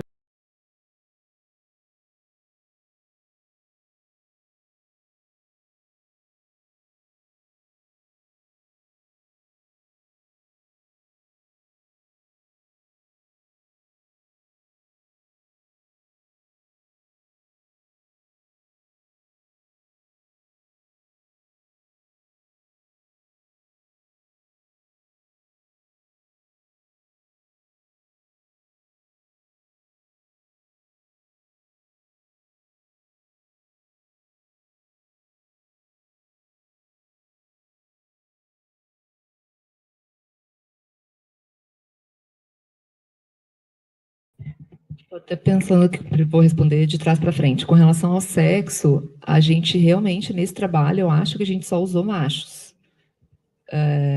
Não, eu acho que não. Eu acho que a parte bioquímica tem machos e fêmeas, mas eu acho que a parte comportamental foram só machos. Mas eu acho que aconteceria em ambos os sexos.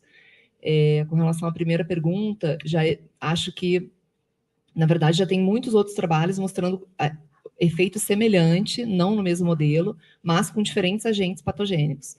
Então, qualquer coisa que leve à ativação da microglia, exatamente, teria esse mesmo efeito duradouro, entendeu? Então, a gente está olhando assim, mas o que acontece com a microglia? Seria uma alteração epigenética? A gente está justamente avaliando isso agora, e até de maneira independente do segundo insulto, né? O segundo insulto poderia ser qualquer coisa, para ver, né? Então, a gente está olhando em diferentes momentos após esse primeiro insulto, o que persiste, o que acontece e o que persiste até o momento da administração dos oligômeros que justifique essa maior suscetibilidade. Entendeu? Então, a gente está olhando para as estonas acetiladas, na microglia, mas ainda não sei te dizer. E aí, desdobramento que você já puxou, seria que se seria especificamente aumento de suscetibilidade para o Alzheimer ou outras doenças neurodegenerativas? Acredito que não, né? Que seja uma coisa mais geral.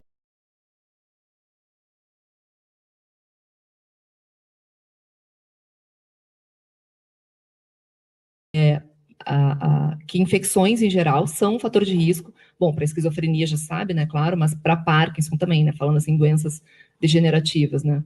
Essa associação já existe bem claramente. Assim, não existe ainda para Alzheimer. Não sei te dizer por quê, se seriam menos casos, se o follow é maior, né? Mas para Parkinson, sim, já bem estabelecido. Obrigada a você. Tem alguma dúvida?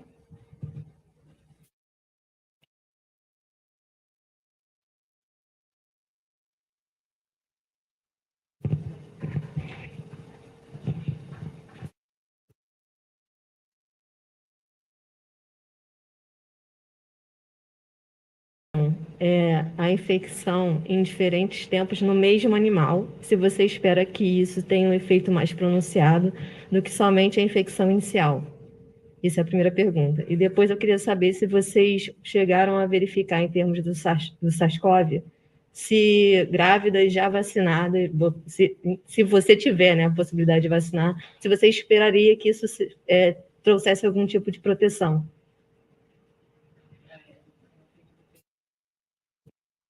A vacinação, ela teria algum efeito protetor em relação aos efeitos do SARS-CoV em mulheres grávidas, por exemplo? Tá. Com relação à primeira pergunta, tem já vários trabalhos mostrando, fala-se em conceito de training e tolerance, né? O training seria induzir uma maior resposta microglial, né, ocasionada por um único insulto inflamatório, né? Isso seria training. E o tolerance seria o contrário. Quando eu administro repetidamente um mesmo estímulo inflamatório, tipo, por exemplo, 4 administrações de LPS, tem um efeito inverso, né? A microglia fica hiporresponsiva. Então, ela fica tolerante ao segundo insulto. Esse segundo insulto precisa ser de maior intensidade, muito maior, para ativar essa microglia. Entende? Então, são bem claros esses dois conceitos. Eu não sei se, por exemplo, administrando em diferentes momentos da vida, se eu teria indução de tolerance também. Geralmente são administrações repetidas numa janela temporal. Uma administração de E. coli ou LPS por dia durante 4 dias. Isso induz a tolerância.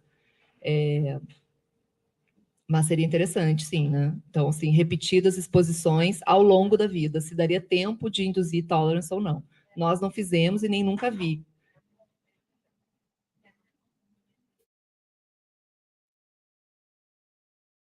Sim, mas aí eu não sei até que ponto essas infecções em diferentes momentos da vida, o quanto elas chegam a afetar o sistema nervoso, né? Porque, como eu mostrei ali, uma única infecção, mais tarde do que essa janela temporal do neonato, não teve esse efeito, né? Então, eu não sei se haveria um efeito somatório de fato, né, dessas subsequentes infecções. Mas seria interessante de avaliar, sem dúvida. E a segunda pergunta é sobre a vacinação, né, se eu esperava. Então,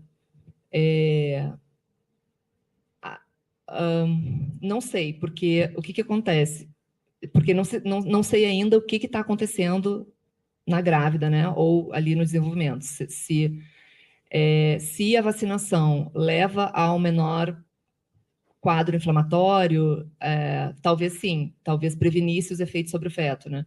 Mas também, se eu tenho, na verdade, uma replicação viral de mesma proporção, mas não tenho tantos efeitos clínicos, eu vou ter igualmente uma grande quantidade da proteína spike ali, né?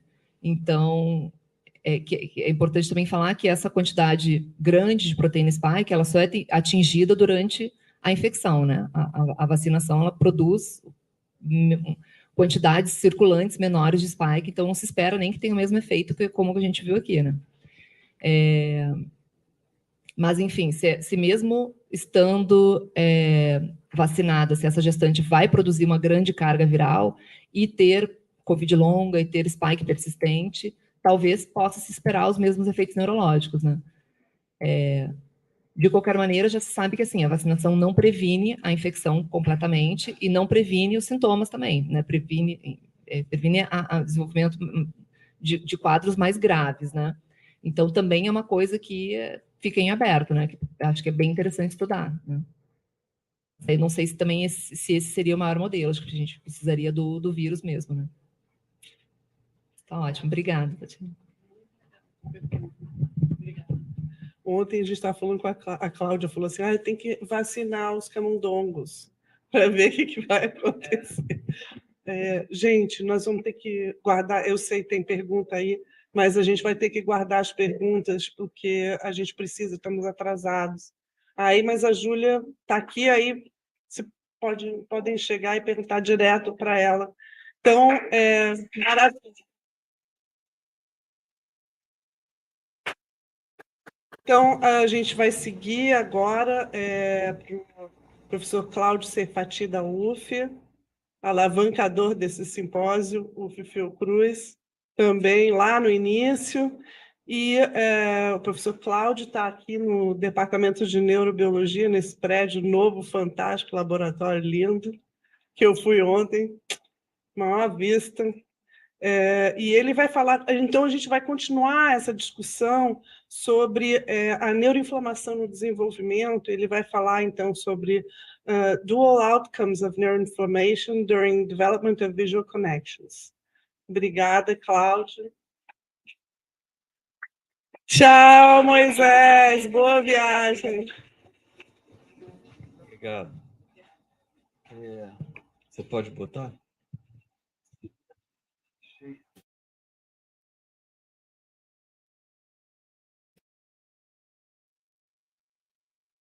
Ok. Eu vou falar em português também, porque o texto... But the title, after the lecture of Rosa, I felt that I should change the title for the good or for the bad.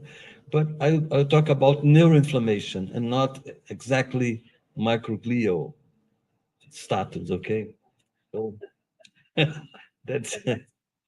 Yeah. Bom, ok. Então, eu vou falar sobre, primeiro, apresentar os modelos experimentais. Tá? O primeiro modelo experimental é um modelo de eliminação sináptica. Né? Nesse modelo de eliminação sináptica, que eu comecei há muitos anos atrás, ainda na minha iniciação científica, no meu mestrado, tá? A gente injetava HRP, que é um traçador neuroanatômico, e marcava os axônios no colículo superior em vários dias após o nascimento, P0, 3, 5 e 10, postnatal days, tá? Dias pós-natal. Estou misturando inglês com português, mas vocês não ligam, né? Ok. Então, o que a gente via era um processo de eliminação sináptica, mas naquela época a preocupação era anatômica. A gente uma vez o meu orientador disse para mim, o Rafael Linden, nossa, você está se tornando um excelente neuroanatomista. Eu falei, neuroanatomista? Não gosto de neuroanatomia. Mas naquela época era isso que a gente fazia. Anos depois, a gente começou a perceber que o desenvolvimento de acuidade visual depende deste processo de refinamento sináptico e de poda sináptica, synaptic pruning, né? Então, aí o modelo começou a ficar interessante, mesmo depois de 20, 30 anos de uso, né? Enfim. E a outra propriedade desse modelo, né, de conexões retinocoliculares, tá? No rato, as conexões da retina com o colículo superior são muito intensas, né, são majoritárias, é que você pode induzir plasticidade. Tá? Você pode induzir plasticidade como? Simplesmente produzindo lesões de retina ou removendo um olho. Lesões de retina removem o input, né, para o colículo superior contralateral. E o que acontece nesses casos? Acontece um brotamento muito intenso dos axônios do olho intacto. Né? Então, esse é um modelo que também começou como um modelo anatômico e depois se tornou um modelo funcional. Né? Eu vou explicar por quê. Tá? Aqui demonstrando que se você faz uma injeção de traçador, você revela um gap, né? Um buraco que é correspondente a esta lesão, e se você injeta o traçador no olho intacto, você mostra uma plasticidade muito intensa, que é esse brotamento de axônios para a superfície do colículo superior. Tá? Então, o modelo retinocolicular, ele é um modelo biológico de eliminação sináptica, quando você está trabalhando com animais normais, sem lesão nenhuma. Ops.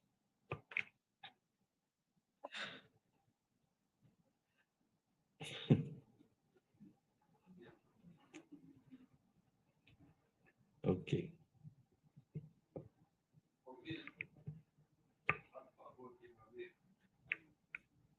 Deu chabu.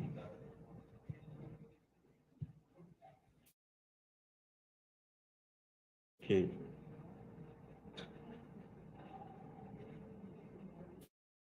É bom porque a gente pode se ver assim no espelho para ver se está apresentável, né?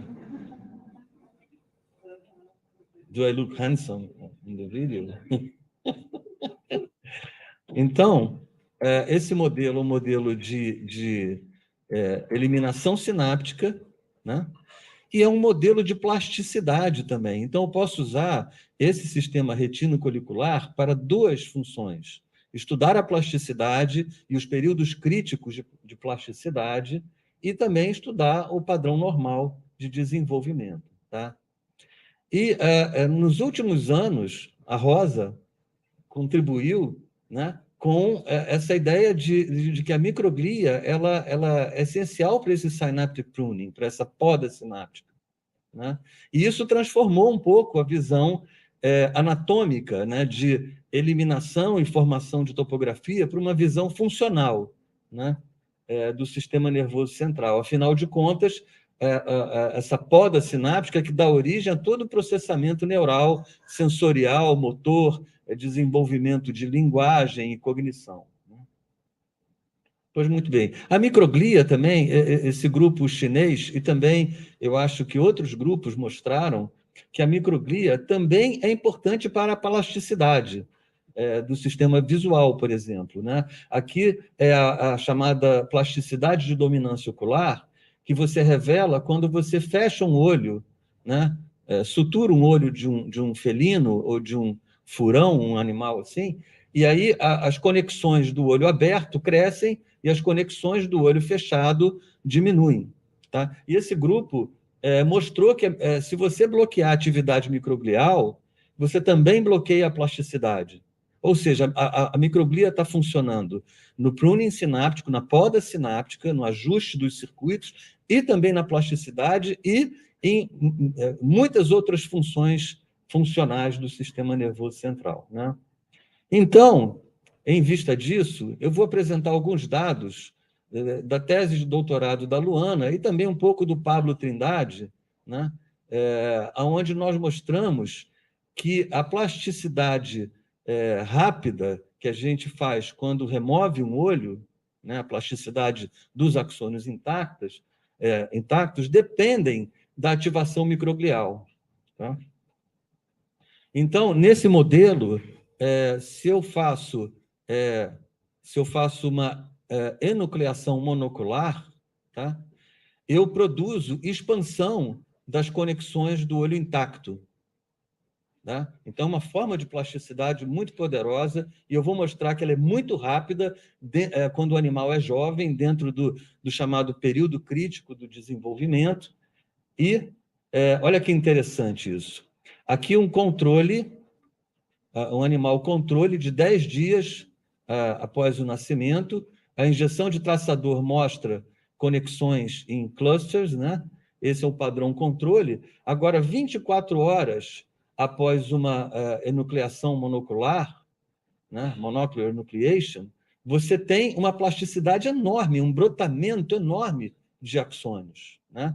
E isso a gente originalmente explicava de uma maneira meio tosca. A gente explicava assim, a remoção de axônios de um olho diminui a competição por fatores tróficos, então esse crescimento axonal é simplesmente resultado de uma menor competição. Né? E aqui eu mostro esse curso temporal. Né? Esse curso temporal é muito interessante porque mostra como é rápido. Né? 6 horas após a enucleação, você já vê um aumento em relação ao controle. 24 horas, a resposta está saturada. E ela é máxima, porque 72 horas, uma semana ou um ano depois, você já tem a resposta. Então, ela é uma resposta muito rápida e muito estável. É uma forma de plasticidade. E o interessante é que, se você faz essa enucleação aos 21 dias, que é o final do período crítico de desenvolvimento, you follow? 21 dias depois do período crítico, a plasticidade é muito lenta. Então, estudar por que esta plasticidade é tão rápida e tão eficaz em um animal jovem é muito importante. Né? Ok. E aqui a gente começa a colocar a microglia nessa equação, né? Aqui é marcação para IBA1, né? No colículo superior de um animal controle, tá? Você vê algumas células microgliais, né? E 6 horas após a nucleação, 24 horas, 72. Então, reparem que 24 horas após a nucleação tem um aumento significativo de células ameboides, de microglia ameboide, tá? E o curioso é que o número total de microglias não muda, né? Quer dizer, você tem uma população de células microgliais que é numericamente estável, mas ela se torna bastante ativada por esse insulto, né? E isso corresponde exatamente com o curso temporal da plasticidade. Então, parece que esta plasticidade depende da ativação microglial, né?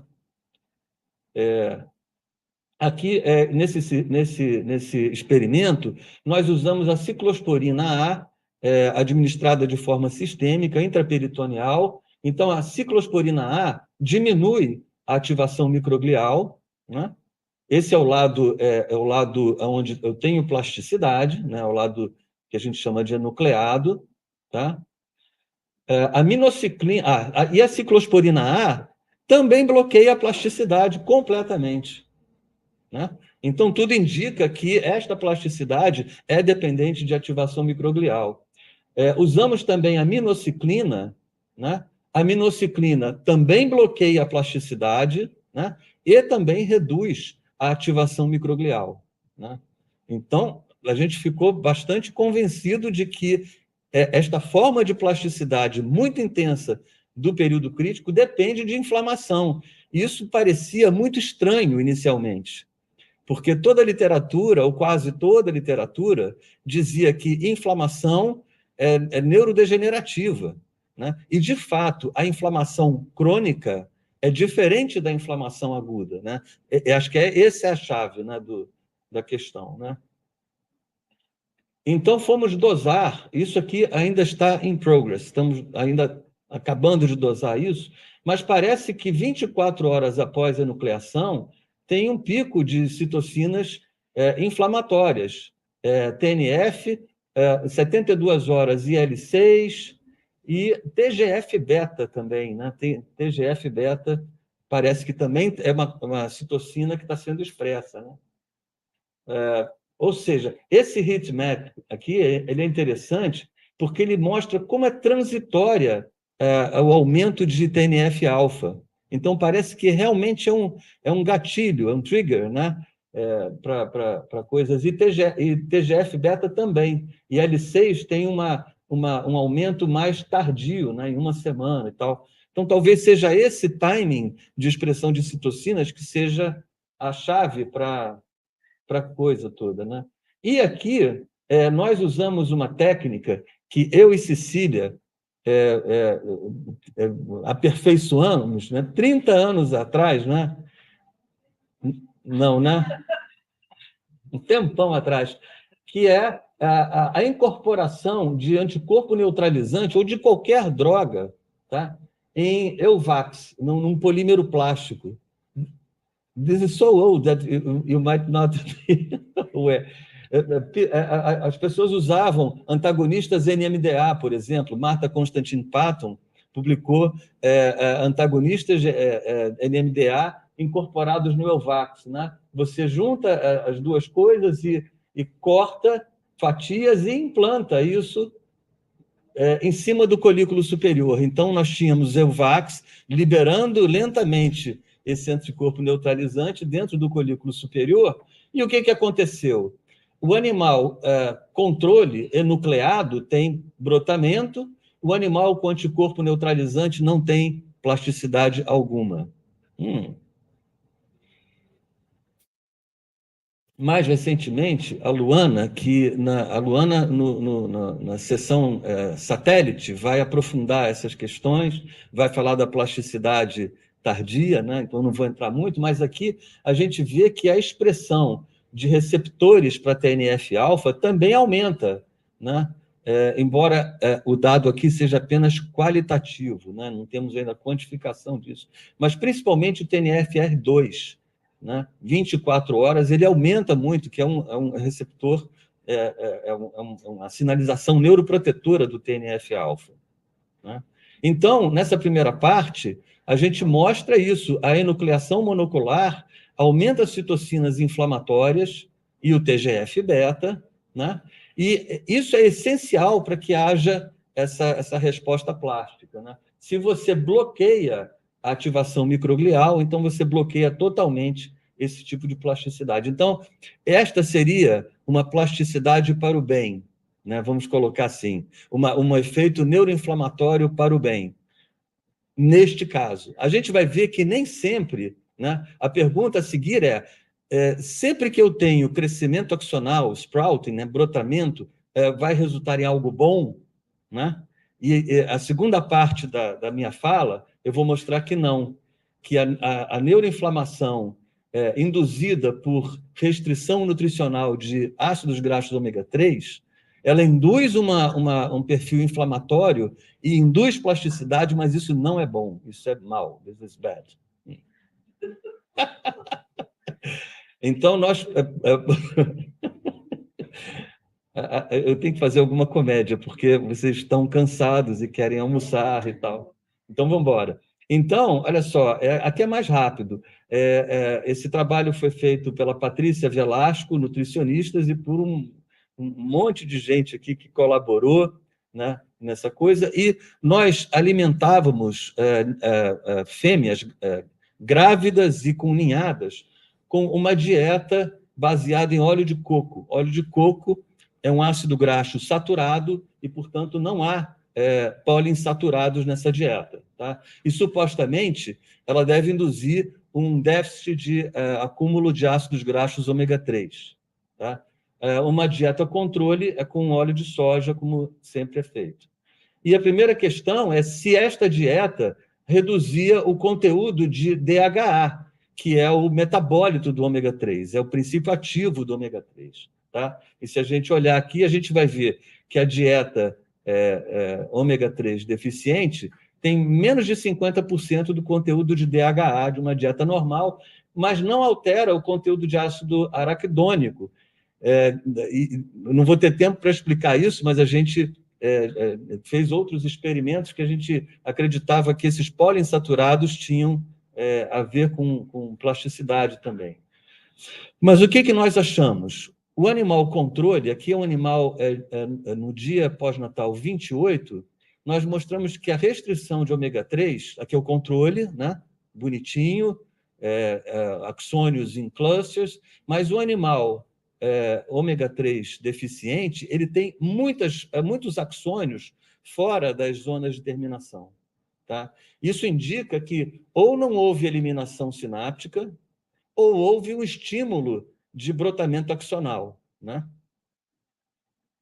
E, de fato, o curso temporal da eliminação sináptica é atrasado, tem um atraso na eliminação sináptica em relação aos controles, e parece que é algo que permanece ao longo da vida, porque em um animal P42 já é quase um adulto e ele ainda está com conexões atrasadas.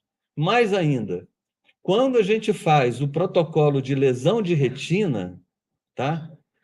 Nesses animais, e essa lesão de retina foi feita em P21, que é uma idade muito avançada e que não deveria produzir quase resposta plástica nenhuma, tá? Mas estes animais ômega 3 deficientes, né, com nutrição, eles têm uma resposta plástica mensurável em uma semana. Então, existe um estímulo de crescimento axonal. E, de fato, quando você olha a literatura, vários autores mostraram que TNF-alfa induz crescimento axonal no nervo óptico, em vários locais. Então, não é uma surpresa que esses animais tenham mais plasticidade do que o normal. Isso é bom? Não, porque eu tô quebrando um curso temporal que é importante, né? Períodos críticos abrem e fecham em tempos definidos, né? E, por último, a tese de doutorado da Poliana Sandri, que nós publicamos em 2021, a gente foi atrás de provas de que essa ativação microglial é inflamatória, né? Que não é só uma coisa morfológica. Então, ela fez...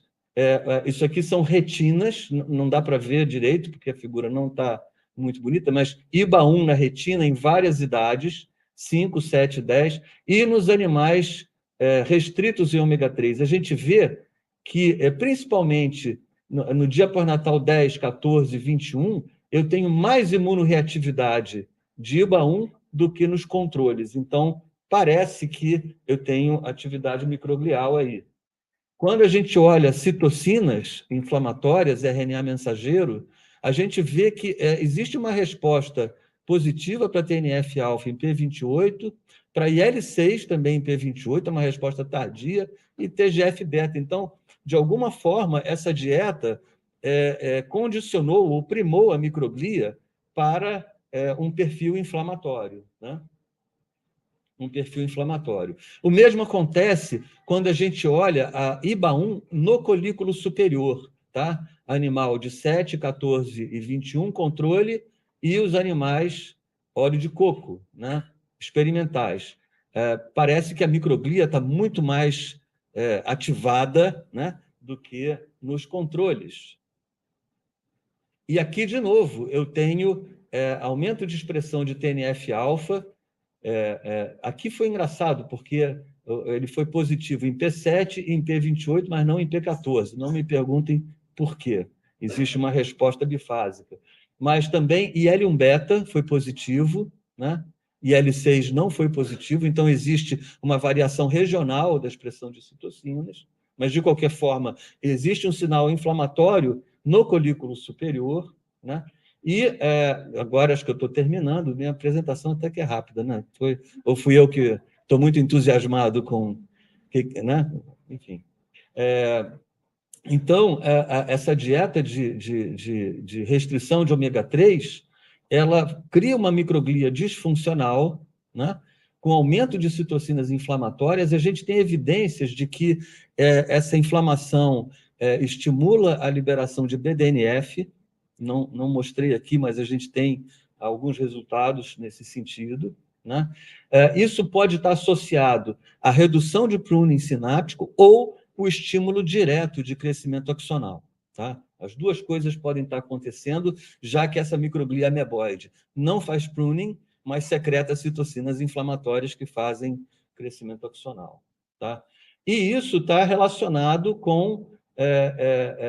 pode levar a atrasos no desenvolvimento sensório-motor, atrasos no desenvolvimento da linguagem, possivelmente autismo e AD, transtorno de déficit de atenção e hiperatividade, e talvez esquizofrenia. Então, isso pode estar associado a vários distúrbios do desenvolvimento. A gente poderia, vendo aqui agora, colocar outros distúrbios, como Alzheimer e com doenças degenerativas, né? Isso tudo induzido por uma restrição nutricional de um ácido graxo essencial. Isso é interessante porque, no momento, o nosso país está passando por um surto de fome. E, assim, fome é algo destrutivo para o cérebro. Mas, mesmo a ausência de um elemento essencial também causa um problema enorme, né? Isso é importante porque ácidos graxos ômega 3, as fontes nutricionais, são caras, né? Salmão oceânico, né? Castanhas e nozes, tudo custa muito dinheiro. Bom, e durante a pandemia, nós publicamos com um grupo, né? Aqui tem o Savino incluído, né? Uma revisão que mostrava exatamente isso. A microglia homeostática, ela tem um equilíbrio muito delicado. Então, se você move esse equilíbrio para um status mais inflamatório, você pode ter perda de função ou excesso de função, né? Então, isso é interessante. E se você coloca outros fatores de risco, como infecções, lesões, estresse perinatal, né? Ativação imune materna, estresse do eixo HPA, por exemplo, né? e alterações da dieta, você pode criar fatores adicionais de comprometimento da função microglial. Tá? E nós também, durante a pandemia, o que nós fizemos? Os laboratórios estavam fechados. Então, vamos pensar um pouco quais as consequências disso, um pouco na linha do que a Júlia mostrou, né? Quer dizer, a neuroinflamação durante o desenvolvimento do cérebro, eu comecei a ficar muito preocupado com Covid infantil, Covid em grávidas e em crianças, porque se dizia, crianças não são muito suscetíveis, mas estímulos inflamatórios em conjunto, né, com vários fatores de risco adicionais, podem ter consequências muito graves, e a gente só vai saber daqui a uns anos, né, quando essa coisa toda se tornar, enfim, evidente.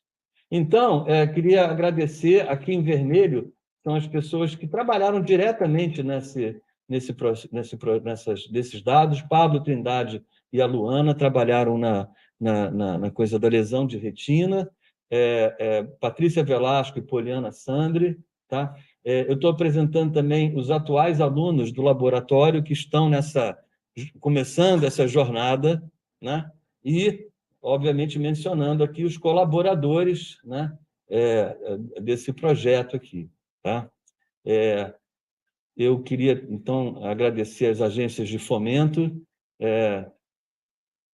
Essa We Pray for Funding. Né? We Pray for Funding. E se eu tiver mais 2 minutos, eu queria contar uma coisa muito interessante. Essa noite, eu tive uma insônia horrorosa. E um pensamento que ficava na minha mente, porque ontem a gente viu muitas palestras interessantes, a Cláudia Figueiredo falando sobre a coisa da persistência, né, de não se desistir no primeiro resultado negativo. Eu fiquei com aquilo na cabeça e fiquei pensando, cara, os estudantes ficam ansiosos quando estão fazendo experimentos e a coisa não anda, né? Mas vocês têm que pensar como se vocês estivessem num trem, né? Quando o trem está se movendo, você está parado em relação ao trem, né? Então, parece que a vida está parada. Mas fazer ciência é mover este trem do passado para o futuro, percebe? Então, ao se fazer ciência, você está viajando no tempo. Eu fiquei com isso na cabeça e eu disse assim, cara, eu tenho que falar isso, entendeu? This time travel. Eu não sou Einstein, mas eu dou, de vez em quando, uma bola dentro. Cabelinho branco.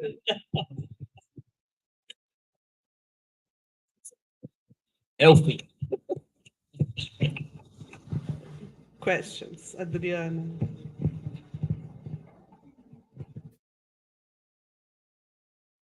Parabéns, Cláudio. Prazer te ouvir. Minha pergunta seria com relação à deprivação do DHA. Você poderia repor esse DHA, isso ser uma prova de conceito, né? Porque você está dando óleo de coco, poderia ter efeitos adicionais, além da deprivação do DHA. Bom, óleo de coco é gordura saturada pura, então ele potencialmente depleta todos os poliinsaturados, né? Ele não depletou, nesse curso de tempo, o ácido araquidônico. Foi quase que seletivo para... Porque ácido araquidônico acumula em todos eles acumulam em todas as membranas, então a gente assume que os reservatórios de ácido araquidônico são tão grandes que você não consegue depletar. Tá? Agora, o que a gente mostrou é que essas alterações morfológicas e inflamatórias são reversíveis se você fornece o DHA, que é o óleo de peixe. A gente fez isso, eu passei batido, não mostrei, mas está lá no artigo. Essas coisas são reversíveis e interessantes. É reversível se você administrar dentro de uma janela temporal específica. A gente administrou até o dia pós-natal 28. Se você começa a dar o DHA depois do dia pós-natal 28, esquece suplementação oral. Então, tem um período crítico para a ingestão desse nutriente, né? Mas isso aí a gente explora um outro viés, né? Hoje eu fui mais enxuto, assim, para...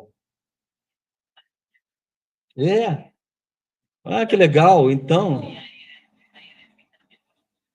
Isso, maravilha. Não, a gente tem aqui, depois eu mando para vocês. O efeito anti-inflamatório, ele é parcial, assim, ele não é total, mas ele existe. Ele existe, a gente acha que ele também é focado dentro do período crítico do desenvolvimento. Por isso que me causa surpresa você não ter aumentado os níveis de ácido araquidônico. Então, só manter já foi suficiente para ter uma produção. Tudo bem que a gente não está falando necessariamente de metabólitos do ácido araquidônico, mas você manteve o perfil e continuou tendo papel importante da falta do DHA, né? Obrigada, a gente conversa junto. É pró-inflamatório, então se você caiu o lipídio anti-inflamatório, já é suficiente para fazer esse desbalanço. Você chegou, pois é, né? Vocês chegaram a dosar algum metabólito do ácido araquidônico também, além das citocinas, que a gente acaba olhando inflamação só com proteína, né? E aí perde provavelmente estão aumentados, né? Imagino. Tá, obrigada, Cláudio. Gente, ó, tem uma pergunta da Rosa e uma pergunta da... Olha só, e aí, João? Olha só, pessoal, nós estamos na seguinte encruzilhada. Vamos falar sobre a encruzilhada, que aí vocês veem. São 10 para 1, tá? Teoricamente, a gente deveria estar de volta aqui às 2 horas. A gente vai atrasar para 2h30, tá? Por conta uma das palestrantes da tarde não vai vir. Mas, assim, vamos tentar fazer essas perguntas bem curtas. Quem quiser realmente fazer pergunta, faça, tá? Mas, se não, a Rosa pode falar. Tem estudantes para falar? Tem. Então, você vem. E o João, depois, é muito legal também, e todo mundo pode aproveitar da discussão. Não, vamos permitir, você que é estudante. A Drica fez já parte do que eu queria perguntar, mas eu queria perguntar se vocês viram alguma via que explicasse o fenômeno que vocês observaram, se a restrição do ômega 3 ele ativou mais ou menos algum tipo de via mecanisticamente, e se vocês observaram isso, e se não, qual você acreditaria que estaria ativado? Tem vias. A gente vê que modifica a via da CREB fosforilada, modifica também a expressão do RXR-alfa, que é um fator de transcrição, que tem a ver com PPAR-gama, né? Então, isso modifica. Se eu não me engano, agora eu estou me esquecendo, mas aumenta receptores AMPA e diminui receptores NMDA. Então, tem essa coisa também. É um efeito neuroquímico também e de transcrição. Tá? É isso.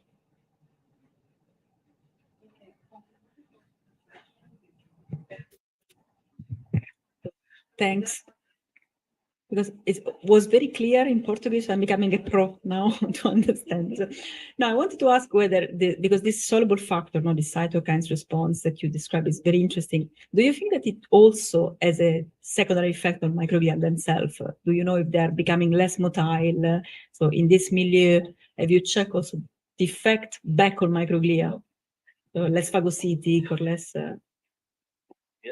Good question, but we did not have the resources to assess phagocytic microglia, like giving synaptosomes and check the motility. We did not do that.